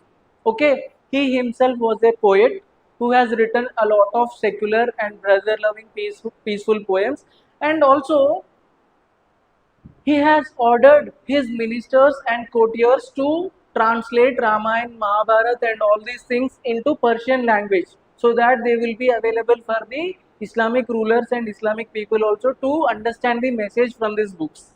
Okay, so such an important person. So I like him so much. I mentioned in my essays also in the examination. So Jainul Abidin, a very good guy. Okay, right. So Sharki dynasty, you have to know only 2 points from Sharki dynasty. First is it is in UP.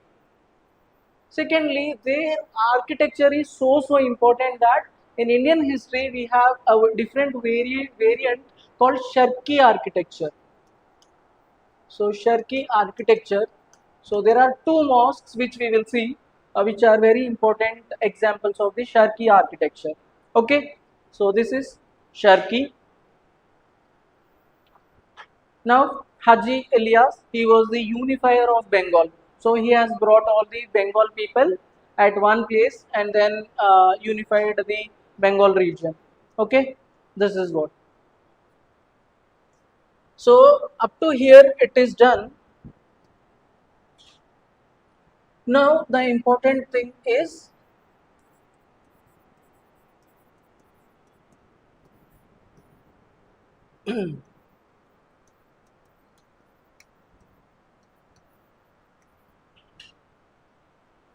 okay,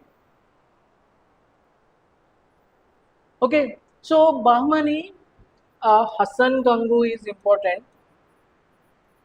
Okay, but then a very important leader is the Prime Minister Muhammad Gawan. So Muhammad Gawan was the important person in the Bahmani dynasty. Okay, Vijayanagar, Vijayanagar Empire was ruled by four dynasties at this point of time. Okay, Sangama, Saluva, Tuluva, Aravidu dynasty. Okay, so you have to know this. So I remembered by this code Sasta. Sasta mean, in lower quality, right? Although it is not a right thing to accord this thing, but then for the convenience, I will. So Sangama, Saluva, Tuluva, and Aravidu dynasties. So the important person from this Tuluva dynasty is Sri Krishna Dev Raya. Okay.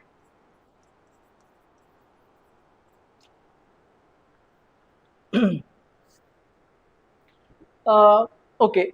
First, this Bahmanis and Vijayanagar Empire are in like conflict for lot of period for territorial expansion of Raichur Doab. So this is the Raichur Doab in Karnataka only, na Raichur. So for this place, both of them were like in conflict for years and years. So as a result, see, sometimes both of them had very good relations also, and like it is not right to assume that this is not a religious. It is not a Hindu versus Muslim wala thing, because Vijayanagar Empire had a lot of Muslim men in the army, and then Bahmani Empire had a lot of Hindus in its army and in its ministers, in its court also. Okay, you cannot say that this is, so this is totally a territorial matter for which the conflict is led to. So that is the reason you have to remember this way. So as a result, what happened is that this battle of Tallikota is very important.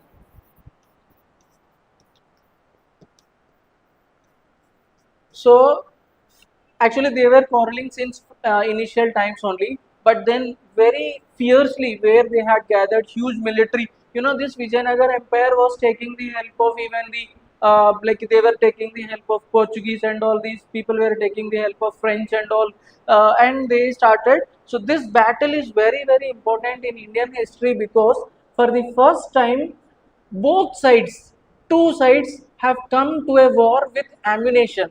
Now you can see the war is fought by the soldiers using pistols, guns, and everything. And their architecture of Bahmanis and Vijayanagar was also in such structure that today's architecture which we see in these movies like Bahubali, na, where the gates are like this with a lot of, you cannot pull them. They have to be opened by some animals only. So such huge doors, and then on the walls also you have these structures like this, where here these guns, that what to say, Firangis, all these are kept here, and then they are aimed to the enemies. So this kind of architecture is also uh, you know is done by the Bahmanis and Vijayanagar empires. And moreover, this technique of on bullock carts, this ammunition is carried and given to soldiers. So such a this battle of Tallikota is very important, that it has taken place between the Bahmanis and Vijayanagar Empire, and this is the first battle where both sides had come to the war with ammunition, means modern lines. Till now, first we have seen both sides were having only like weapon, like what to say, non-ammunition, axes, swords, bows and arrows, this kind of thing.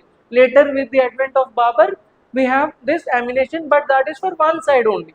So this is the battle where we have the ammunition for two sides, and unfortunately, Vijayanagar faced defeat in this because of the court intrigues. Like the ministers itself, who are inside the Vijayanagar Empire, had not cooperated well, and which led to the defeat. So as a result, Bahmani had a slight edge at this point of time. Okay, this is how the battle got concluded. So After this, slowly, what will happen? Okay, we will see some things about the Vijayanagar Empire also. See, we have to see the construction and architectural features. So you will understand that this question is asked in the examination also. The Vijayanagar Empire, na.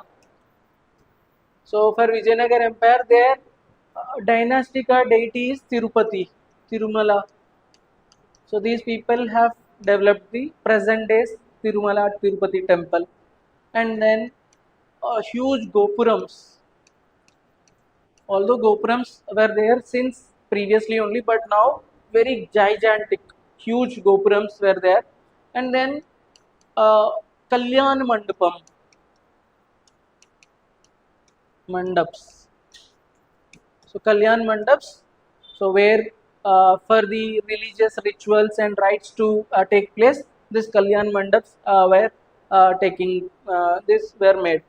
Okay, so you will see some temples, Virupaksha temple, okay, Lotus temple. Others we will see Lepakshi paintings.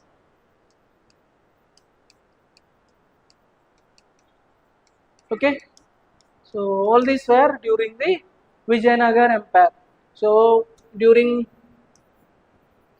Bahmanis also there are some constructions in Bijapur and all these things, out of which this Gol Gumbaz is there now. Like, did anyone of you visit Gol Gumbaz? So where if you like clap at one place, it will be heard a lot of kilometers away also. So this Gol Gumbaz is very important architectural feature of the Bahmani dynasty. Okay. With this, trust me, a lot of almost 40% of your medieval is done. So now nothing else is left. Then you may ask what we are going to read tomorrow. The thing is that tomorrow we have the administration of Delhi Sultanates and Mughals. How they have carried on the administration, how they have carried on the economy. And day after tomorrow, the culture, Delhi Sultanate culture, Vijayanagar culture, and Mughals culture. Art and culture means it includes art, architecture, painting, philosophy, all these things. Now that's it. So majorly the things are done. So now we will highlight, underline some things. Now till now it is clear. Is medieval too tough? It is okay, right? So slowly see, the thing is that because we are not habituated and you have not listened to these names previously now, so that is the reason you might face some difficulty. So with time, the more you get the more you see them and get familiarized, this thing becomes utter easy to you. Okay, so initially I told 25 names and 2 to 3 features for these 23 names. Done. Okay. Right.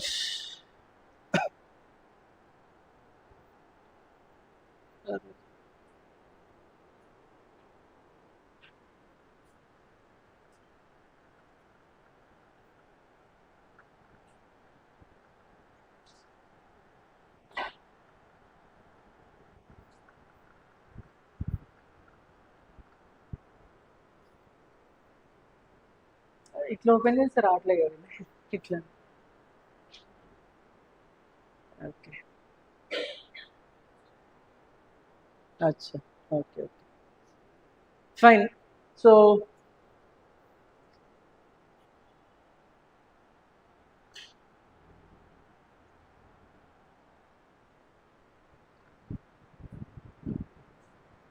okay, this is what I should. Okay, so this is what we have completed, these three. Okay, establishment of Delhi Sultanate, Mughal rule, and regional kingdoms all are done. Tomorrow, administration and economy will be done. Culture, it takes one day. It is somewhat bulky. This is not needed. So 3 days affair. Right. So please open this first. Na? Establishment में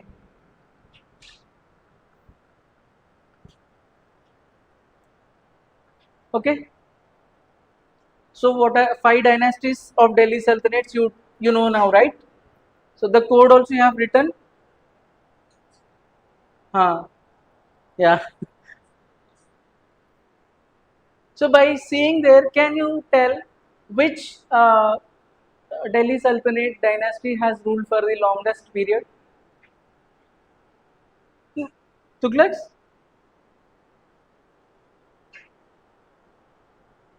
Yes, you can see there in your book also and calculate. Tughlaqs? Tughlaqs, right.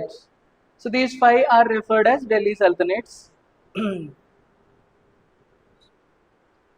Okay.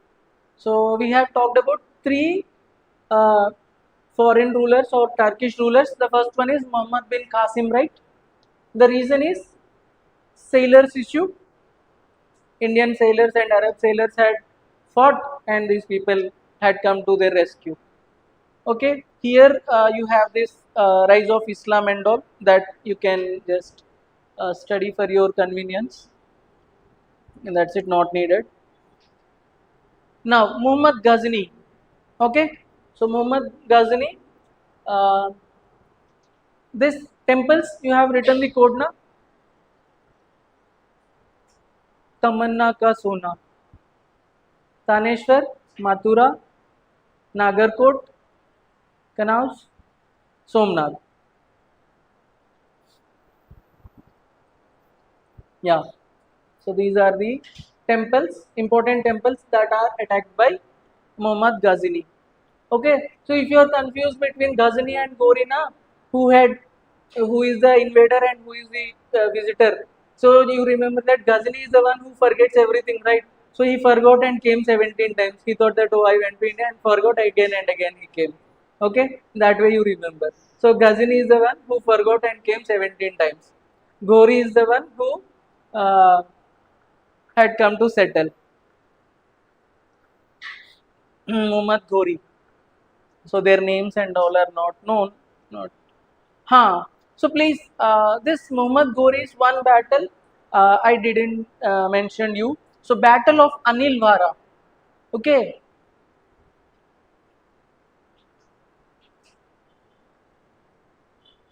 Actually, this is Bhima 2. You can write AGG. Anilwara battle is between Ghori and Bhima 2. So whether this is Bhima 2 or Bhima 2, we should check. So just remember this. This is the first battle, but not that much important. Okay, 1191 is very important because here first battle of terrain mein who has won? Prithviraj Chauhan had won, but then he didn't do much. Second battle of terrain, Gori had won. You can write there only. So here because of see the Turkish cavalry was using two superior techniques. The first one was horseshoe, okay, and then second was iron stirrup. So please underline this horseshoe and iron stirrups. Okay.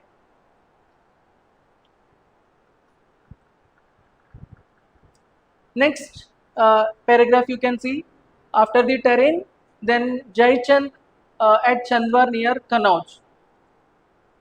He gave a crushing defeat to Jaichand at Chandwar. So you can remember Chandwar, Jaichand, right?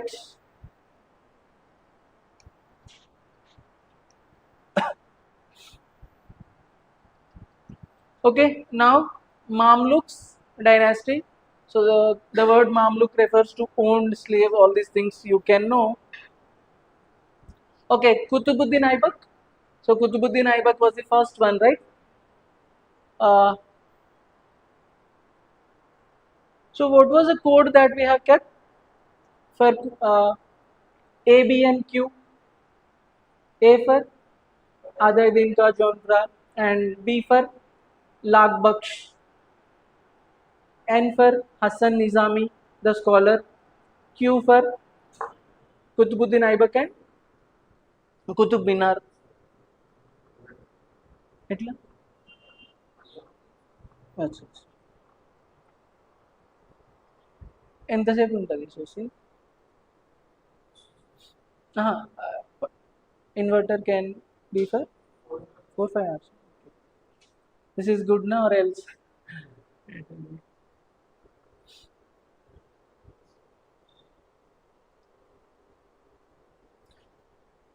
So things are comfortable, no? Good. Actually, that chronology was the key, where that Sultanate Mughal wala thing, chronology, if you know, most of the things would be done.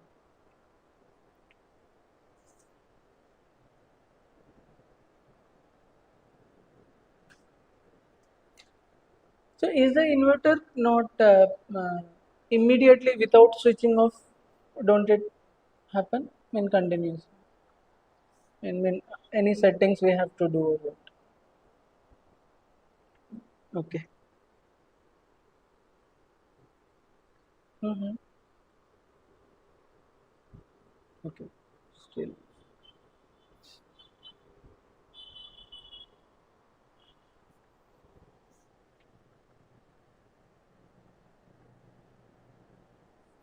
Okay. Just a few questions. Who was the first king, first ruler to have like conquered South India? That Chidambaram, Alauddin Khilji. Malik Kafur. Right. And what was the Dhamma version of Din Ilahi? And what is the place where they were having religious gatherings? Ibadat Khan. A new city built. Who we have seen some other guy who had built some cities. Three cities. Jaunpur. Firoz Shah Tughlaq has built Jaunpur and Hisar, Firozabad. Right. So Firozabad is where two Ashokan pillars were there. Actually, Gyasuddin Tughlaq is there, na? Gyasuddin Tughlaq had built a city called Tughlaqabad. So while you go to Delhi, the railway station is also there. Okay. Um, and who is the important ruler of this Jammu Kashmir region? Zainul Abidin. Abidin. And who was the Sufi saint we have studied? Huh? Bakhtiyar Kaki. So just you remember Qutub Minar, and on that, do you know Kaki is crow in Telugu?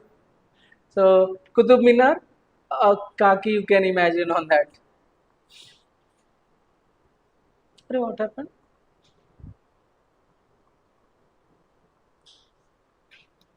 Okay.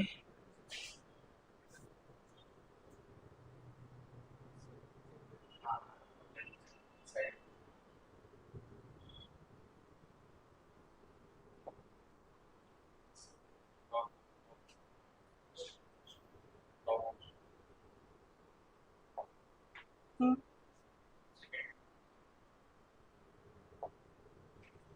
We need that. Either.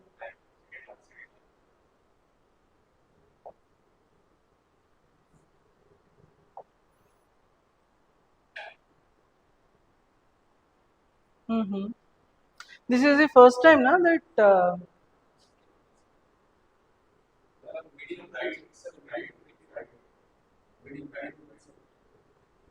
middle. Okay. Okay.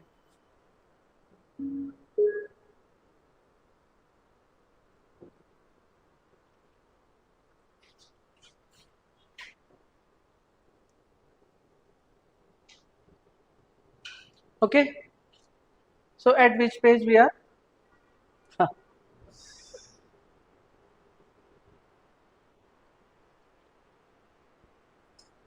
Huh. So Qutbuddin Aibak is done. So Iltutmish, code you remember? ICC. ICC for Ikta, currency and Chahalgani. Good, Shashi. Chahalgani. Also, Mongol invasion was prevented. Right. So Chahalgani, you can see all this. Huh. Okay, this is not mentioned in your book. You write this now.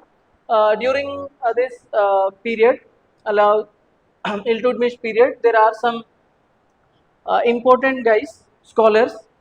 Minas us Siraj, Tajuddin. Actually, Nizam ul Mulk is very important because Nizam ul Mulk has established the Nizam rule in Telangana, right?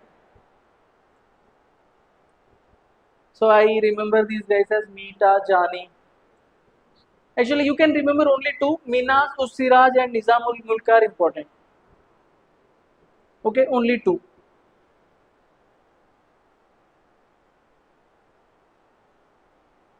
Yeah, silver Tanka and copper Jittal.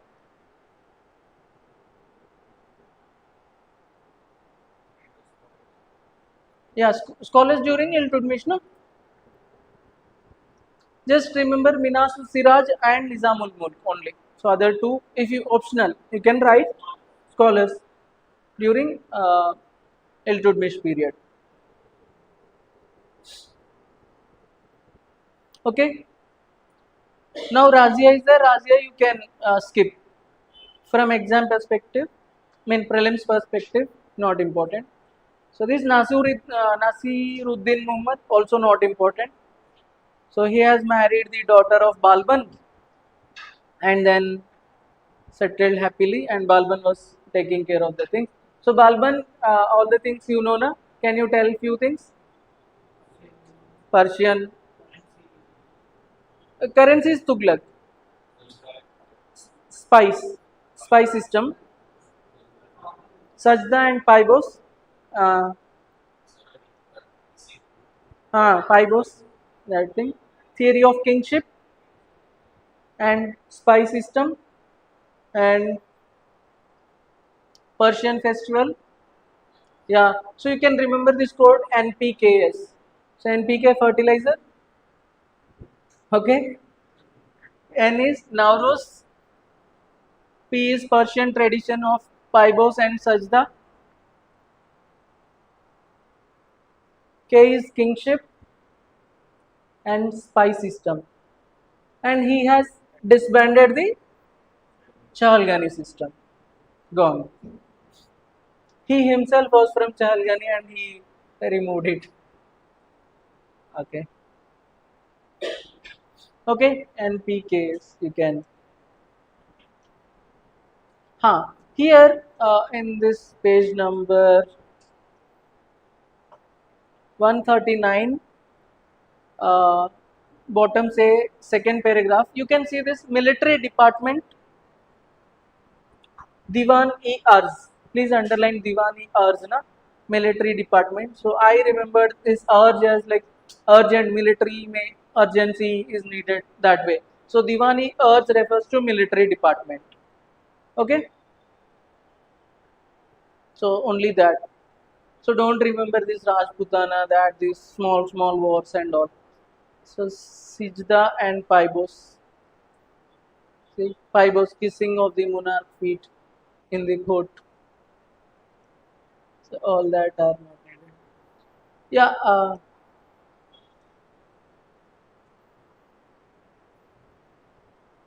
So we were having confusion na this Iltutmish time में. What is copper and jittal? Copper jittal, silver tanka. Hmm.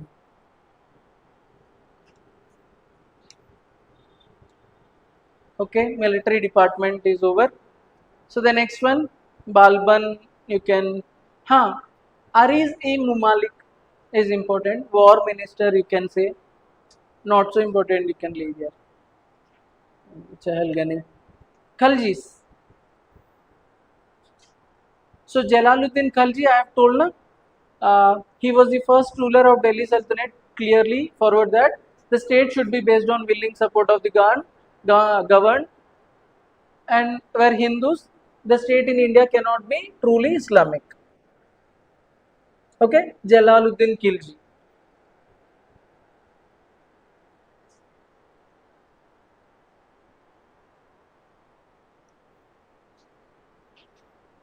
Okay. Next, Alauddin Khilji. So Alauddin Khilji's period is important.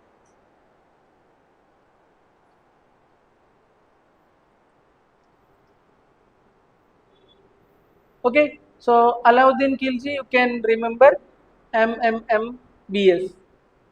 So M is markets. How many types of markets are there? Three. Horses. Right. So market. Other Munhians. Munhians are information guys. You see.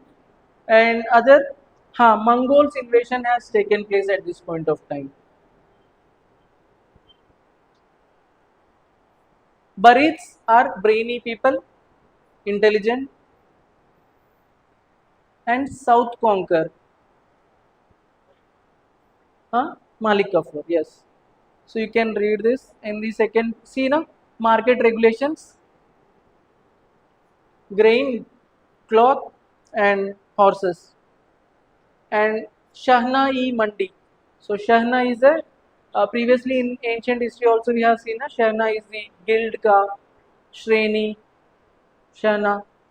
So Shahna-e Mandi. So Mandi is a market, even in Telugu the same. So Barid is intelligent officer and Munhians is secret spies.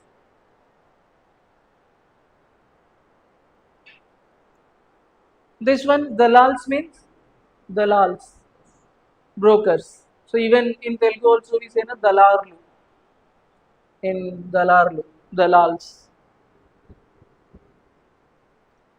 Expansion of Delhi Sultanate. So others, this is important. His Chittor campaign is there. So where this Alauddin Khalji is said to be, waged a war for this Padmavat movie is based on this, na? So Alauddin Khilji for Padmavat. So this is the Chittor region of Rajasthan. Actually, this according to Amir Khusru, this see. So Jaisi has written Padmavat. Okay, Jaisi has written Padmavat. So this is an ambiguity whether this has actually happened or not because Jaisi has mentioned this Padmavat 200 years later. Okay, so although we do not have the exact thing, but that is much politicized these days. So we leave it.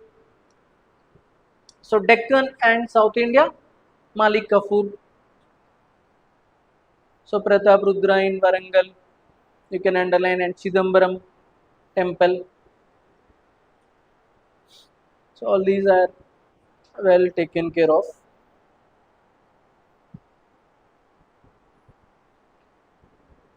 Hmm. Tughlaqs. So Tughlaqs, the founder is Gyasuddin Tughlaq, right?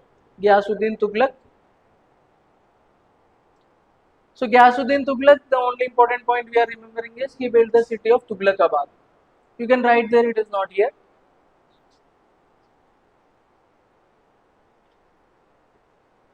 Muhammad Tughlaq,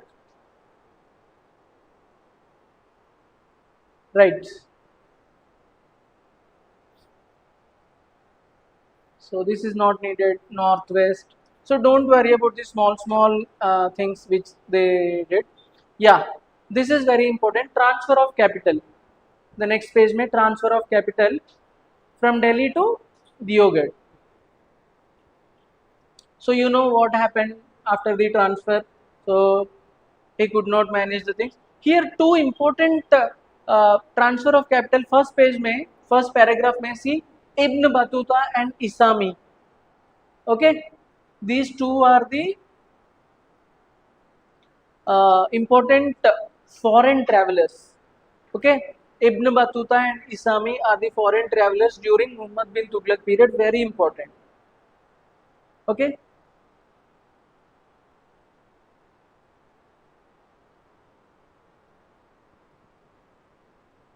Okay, Isami and Ibn Battuta during Muhammad bin Tughlaq. Uh, can you remember? Right. So after that,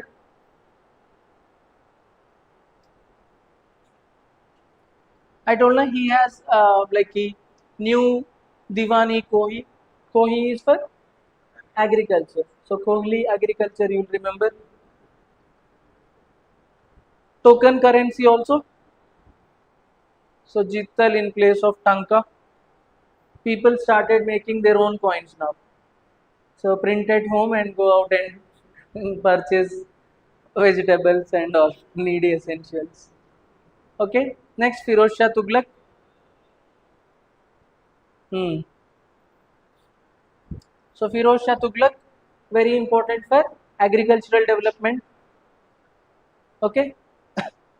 So canals, irrigation, scientific crops, orchards. Okay.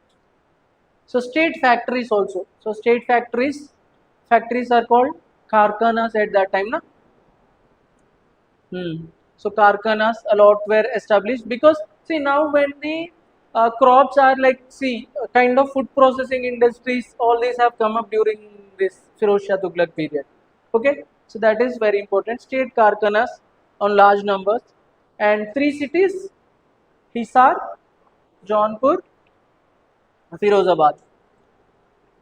Okay, Saeed dynasty, only Kirs Khan is there, and we are not telling anything about him. Lodi dynasty. So Bahlol Lodi was the first one, and Sikandar Lodi. So Sikandar Lodi, please remember one point. He shifted capital from Delhi to Agra. Okay, Sikandar Lodi and arrogant ruler, jizya tax. So nothing much is needed. And then Ibrahim Lodi is the third person. So who are the two people who invited Babur to defeat Ibrahim Lodi? Rana Sanga. Okay. Okay, so you can see the Sultanate of India, which had its birth in Battle of Terrain, has breathed its last in Battle of Panipat. So this Battle of Terrain in the year 1191, second one 1192, and last at 1526. Okay. Okay, challenges faced by the Sultanate, you can just go through once. Uh,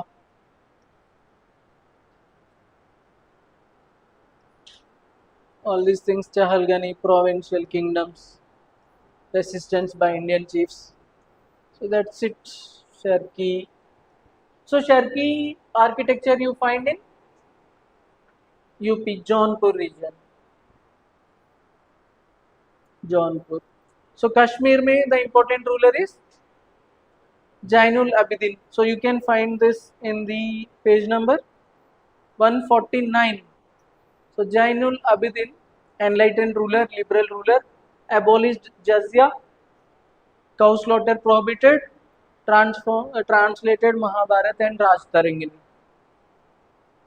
He himself was also a poet.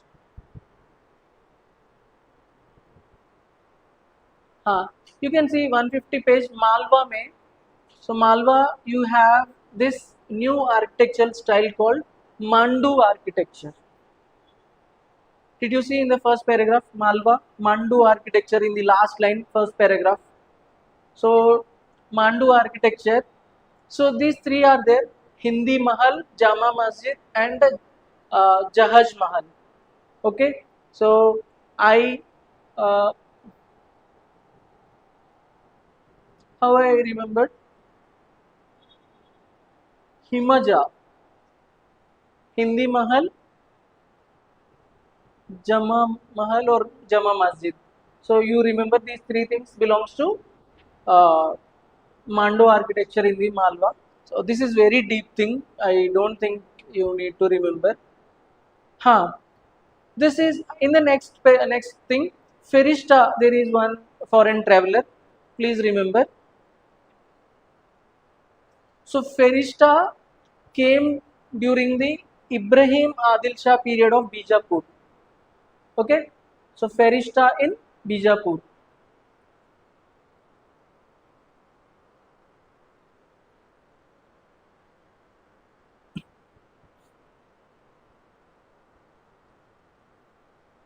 Okay, so which kingdom fell down and which kingdom rose due to the invasion of Timur in India?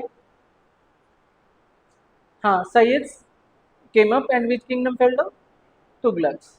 So Timur invasion uh, is very important. Muhammad Khilji. Okay, so Timur invasion led to Sayyid dynasty, Gujarat. Okay, Bengal also. Actually, this is kind of repeated in your book. We will see again in the next chapter.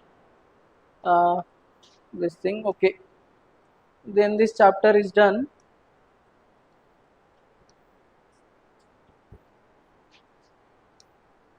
So come to Mughals, na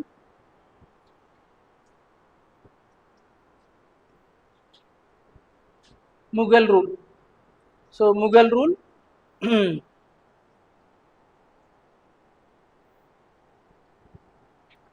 So Babar, first page में nothing important. So advent of Babar. So this Babar is known as Timurids because from his father side his lineage is of Timur Mughals and from mother side he belongs to Mongols. Okay, so these people are called Timurids because of having the lineage from two different dynasties.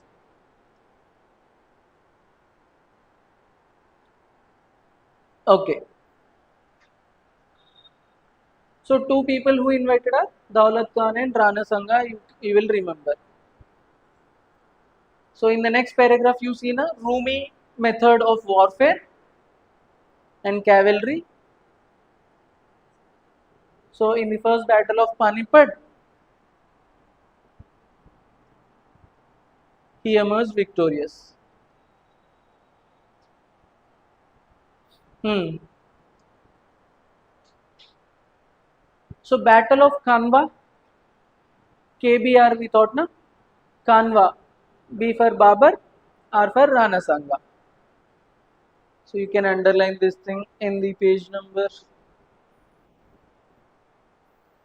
Which page is it? 257, 157. So Kanwa, you can underline. Hmm. After that, regarding Babar, it is not needed. Humayun. So during Humayun period, who was the other small interruption happened in the Mughal rule because of Sher Shah Suri. Sher Shah Suri was known for revenue reforms, and all these things we will remember. So Humayun also not needed. Judicial reforms. About Sher Shah, just this thing is there, right? Page number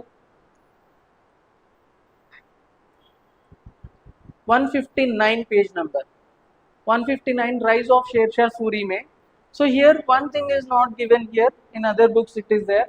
So you know this concept called sarais? Sarais. So North Indians would easily know what are sarais, but then for we the South Indian guys don't know na. So sarais are the resting places. See, for example, in those days before vehicles were there, people would travel by walk or by animals bullock cart na. So at that time, sometimes the travel will be taking 3 days, 4 days walking. So at some places, for every 50 kilometers, you have a resting places called sarais.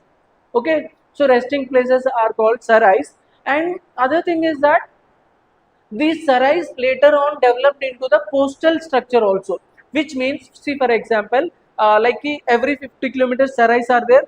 Now at every sarai there will be a postal man, means he would carry the letters. So he will be waiting for the other man to come at the sarai, and other persons will come and he will give the letters and he will take the letters and go back. So this kind of postal system at sarais are the resting places for ordinary travelers, Also, sarais are for this post used as postal, department wala things and all.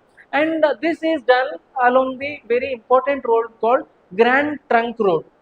Okay, so very important Trunk Road, which is from nearly Bihar to some region in Pakistan. So very huge road was built by Sher Shah during his reign.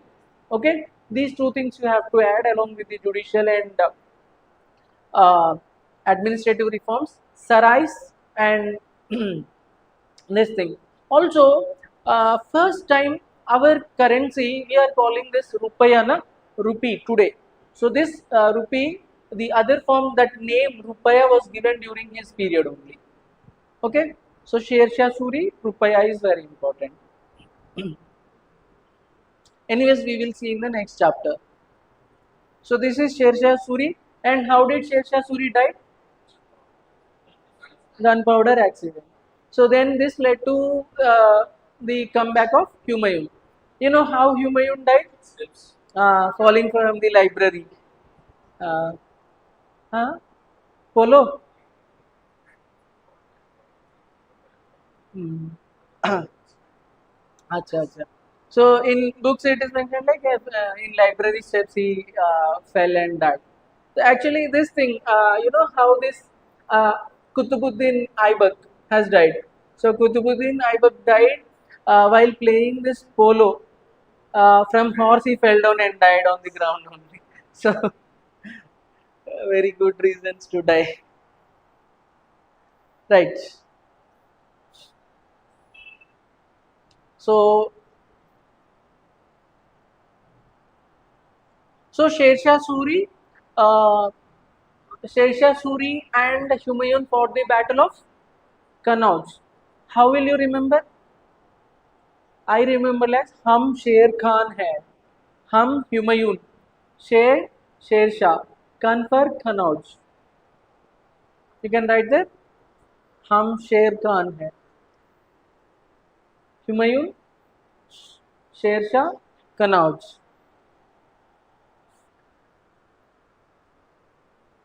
It is in the page number 1, 160. Yes, 160 in the first paragraph. Yeah, last lines here. So Battle of Kannauj. Right.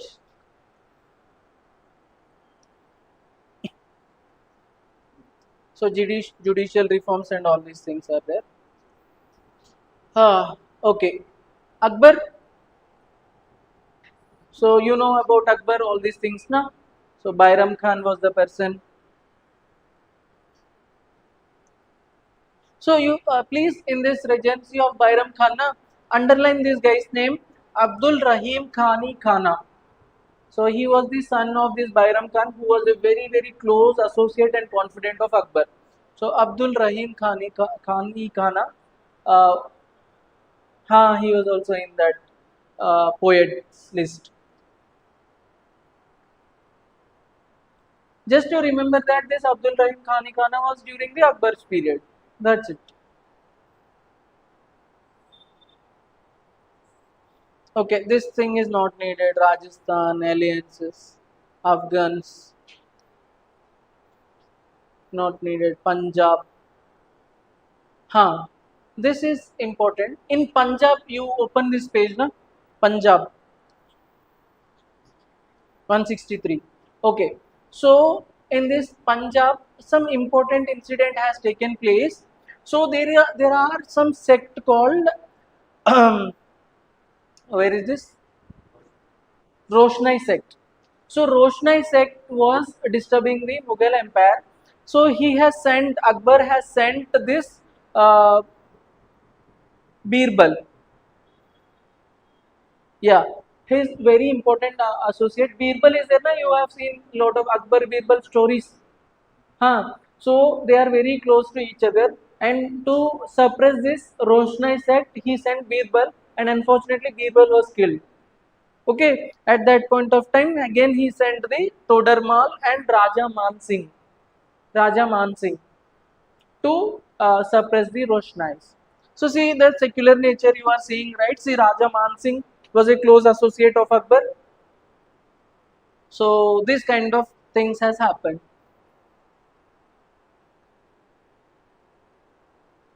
Okay, so Birbal was killed during the Roshnai revolt in Punjab.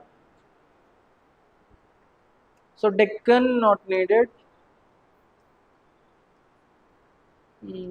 That's it.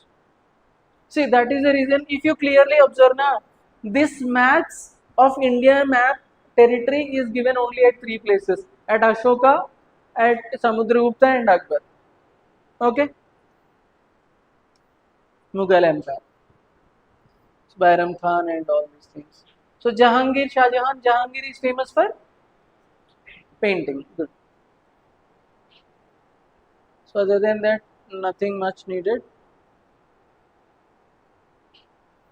This under Jahangir, treaties with Bijapur and Golconda were signed. You can remember page number 165, last lines. So,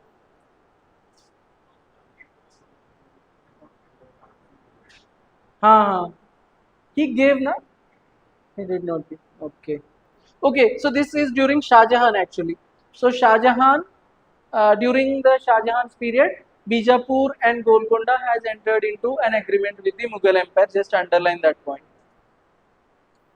That's it. After that, so challenges to the Mughal rule you can see Rajputs, Deccan, that is not much needed. Marathas under Shivaji, Akbar, all these things. So open the chapter on regional states, na? Regional kingdoms.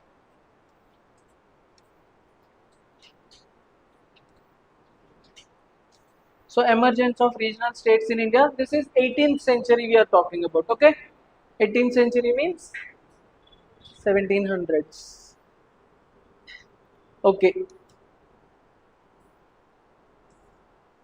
so regional state. See why regional states have developed means, see at this point of time a lot of regionalism has developed in India. The Hindi, Telugu, Kannada, Malayalam, all these languages have come up. Okay, so people were united on linguistic terms at this point of time. So when you read that, you will understand these things. See, first reason, Telugu, Kannada, Marathi, all these languages have come up,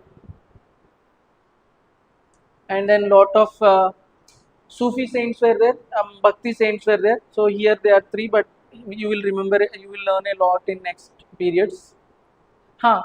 You can see in this Pattanulkars. This is page number. Can you tell this page number where this third point is there? 170, 175. Third page, third point. May you have this people called Pattanulkars. So please underline na Pattanulkars. So Telugu guys would easily decipher Pattu is silk.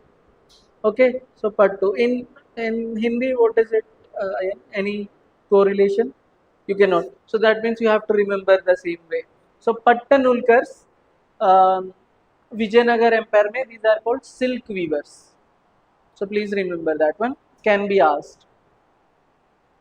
So also see after fourth point, Vijayanagar rulers called themselves as Hindu uh, Suratrana.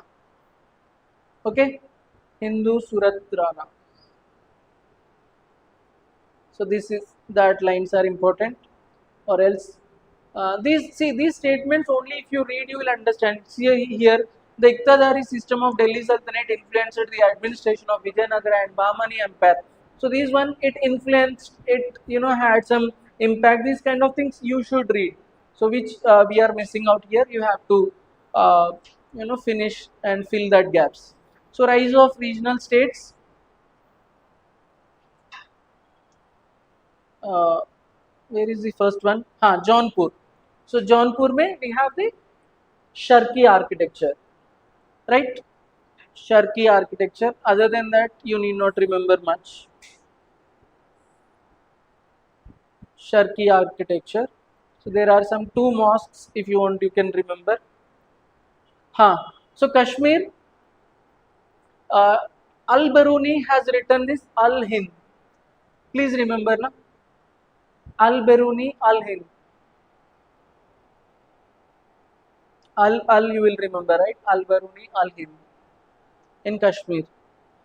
And the important ruler is Zainul Abidin, you can easily remember. So all those things, handicrafts, he introduced handicrafts, paper. Huh. In the next page you see, his chief engineering achievements was Jaina Lanka, an artificial island on the Wooler Lake. Huh. Wooler Lake. It is Jhelum on Jhelum River. Wooler Lake is a Ramsar site, no? Hmm. Can you recollect other Ramsar sites of Jammu Kashmir? Huh? Dal is Jammu Kashmir. Sarinsar, Mansar. You are not. Okay. Okay. Wooler Lake is one. Hmm. Fine. You just see there. After that, nothing much is needed. Bengal. See, in Bengal, you just remember this guy's name, Haji Ilyas Khan, the uniter of Bengal. Other than that, nothing is needed. So their stories and all are like will take lot of effort. Gujarat. In Gujarat, you see na Ahmad Shah. Ahmad Shah was the one who built the Ahmedabad city, present important city of Gujarat, na Ahmedabad. So Ahmad Shah is very important.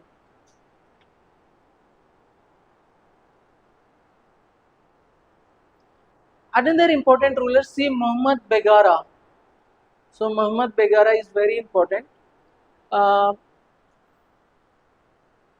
See, Begara, his one paragraph is dedicated for his appearance. So, Begara has a mustache which is equal to the horns of an animal. So, big mustache, and then he will see how what he has for breakfast: 50 bananas, cup of honey, cup of butter, 100 to 150 bananas. Sorry, you know, some poison in his food so that if any other any snake or bites him, he would not die. So this kind of strange personality is there. So he is called Muhammad Begara of Gujarat. Okay, but our important thing is that in his court there is a poet called Uday Raja. So this question is asked actually. So Uday Raja is a poet in the court of Muhammad Begara of Gujarat. Okay, so how do you remember this Uday Raja and Begara? So I remember like one known person, Uday is there and he is begging. That way I remember. Like Uday is early morning beggars. You can correlate. So Uday Raja, Begara. Somehow you try to remember. Uday Raja, Begara. Okay, Bahmani Sultanate. The founder is Hassan Kangu.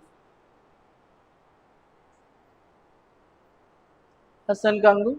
So you need not remember much here. Bahmani.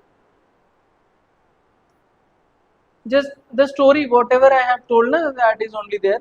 So what is the battle, important battle between Battle of Talikota between Bahmanis and Vijayanagar Empire. So Vijayanagar Empire. So Vijayanagar Empire was founded by Harihara and Bukka on the banks of river Tungabhadra.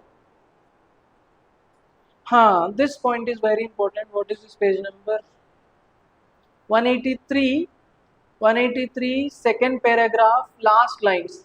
During this period of Vijayanagar Empire, some travelers, foreign travelers have come.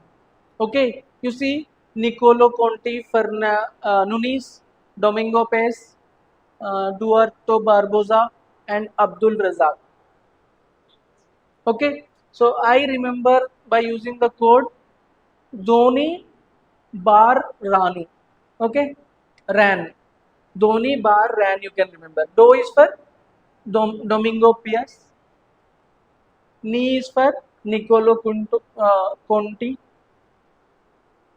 Bar for Barbosa. Ra is for Razak. Nu is for Nunis. So please write this code na.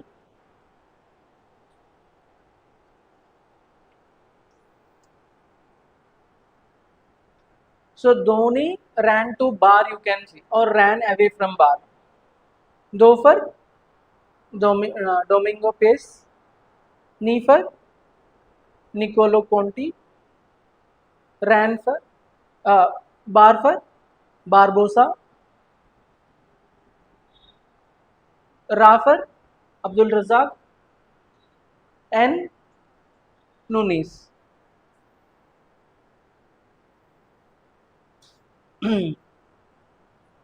Okay. In the next paragraph, you see na Yavana Raja Sthapanacharya. So Sri Krishna Dev Raya is called Yavana Raja Sthapanacharya because of all these important rulers. Na he belongs to which dynasty? Tulua dynasty. What are the four dynasties which we have discussed? Aravid. Right. Next paragraph you see na. So this Krishna Dev Raya had built Gopurams. Okay, he has founded this suburban town called Nagulapuram. So Nagulapuram on the name of his mother.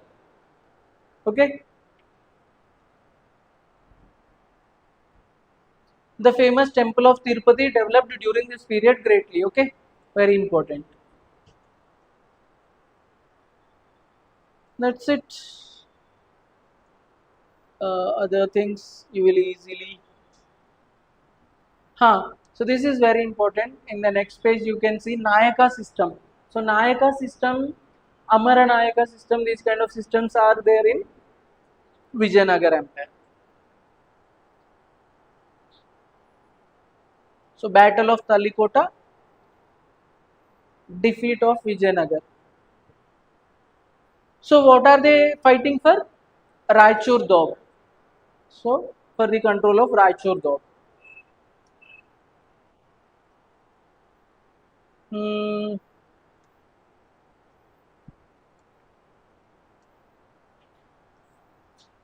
Ijardari system also you will see next page.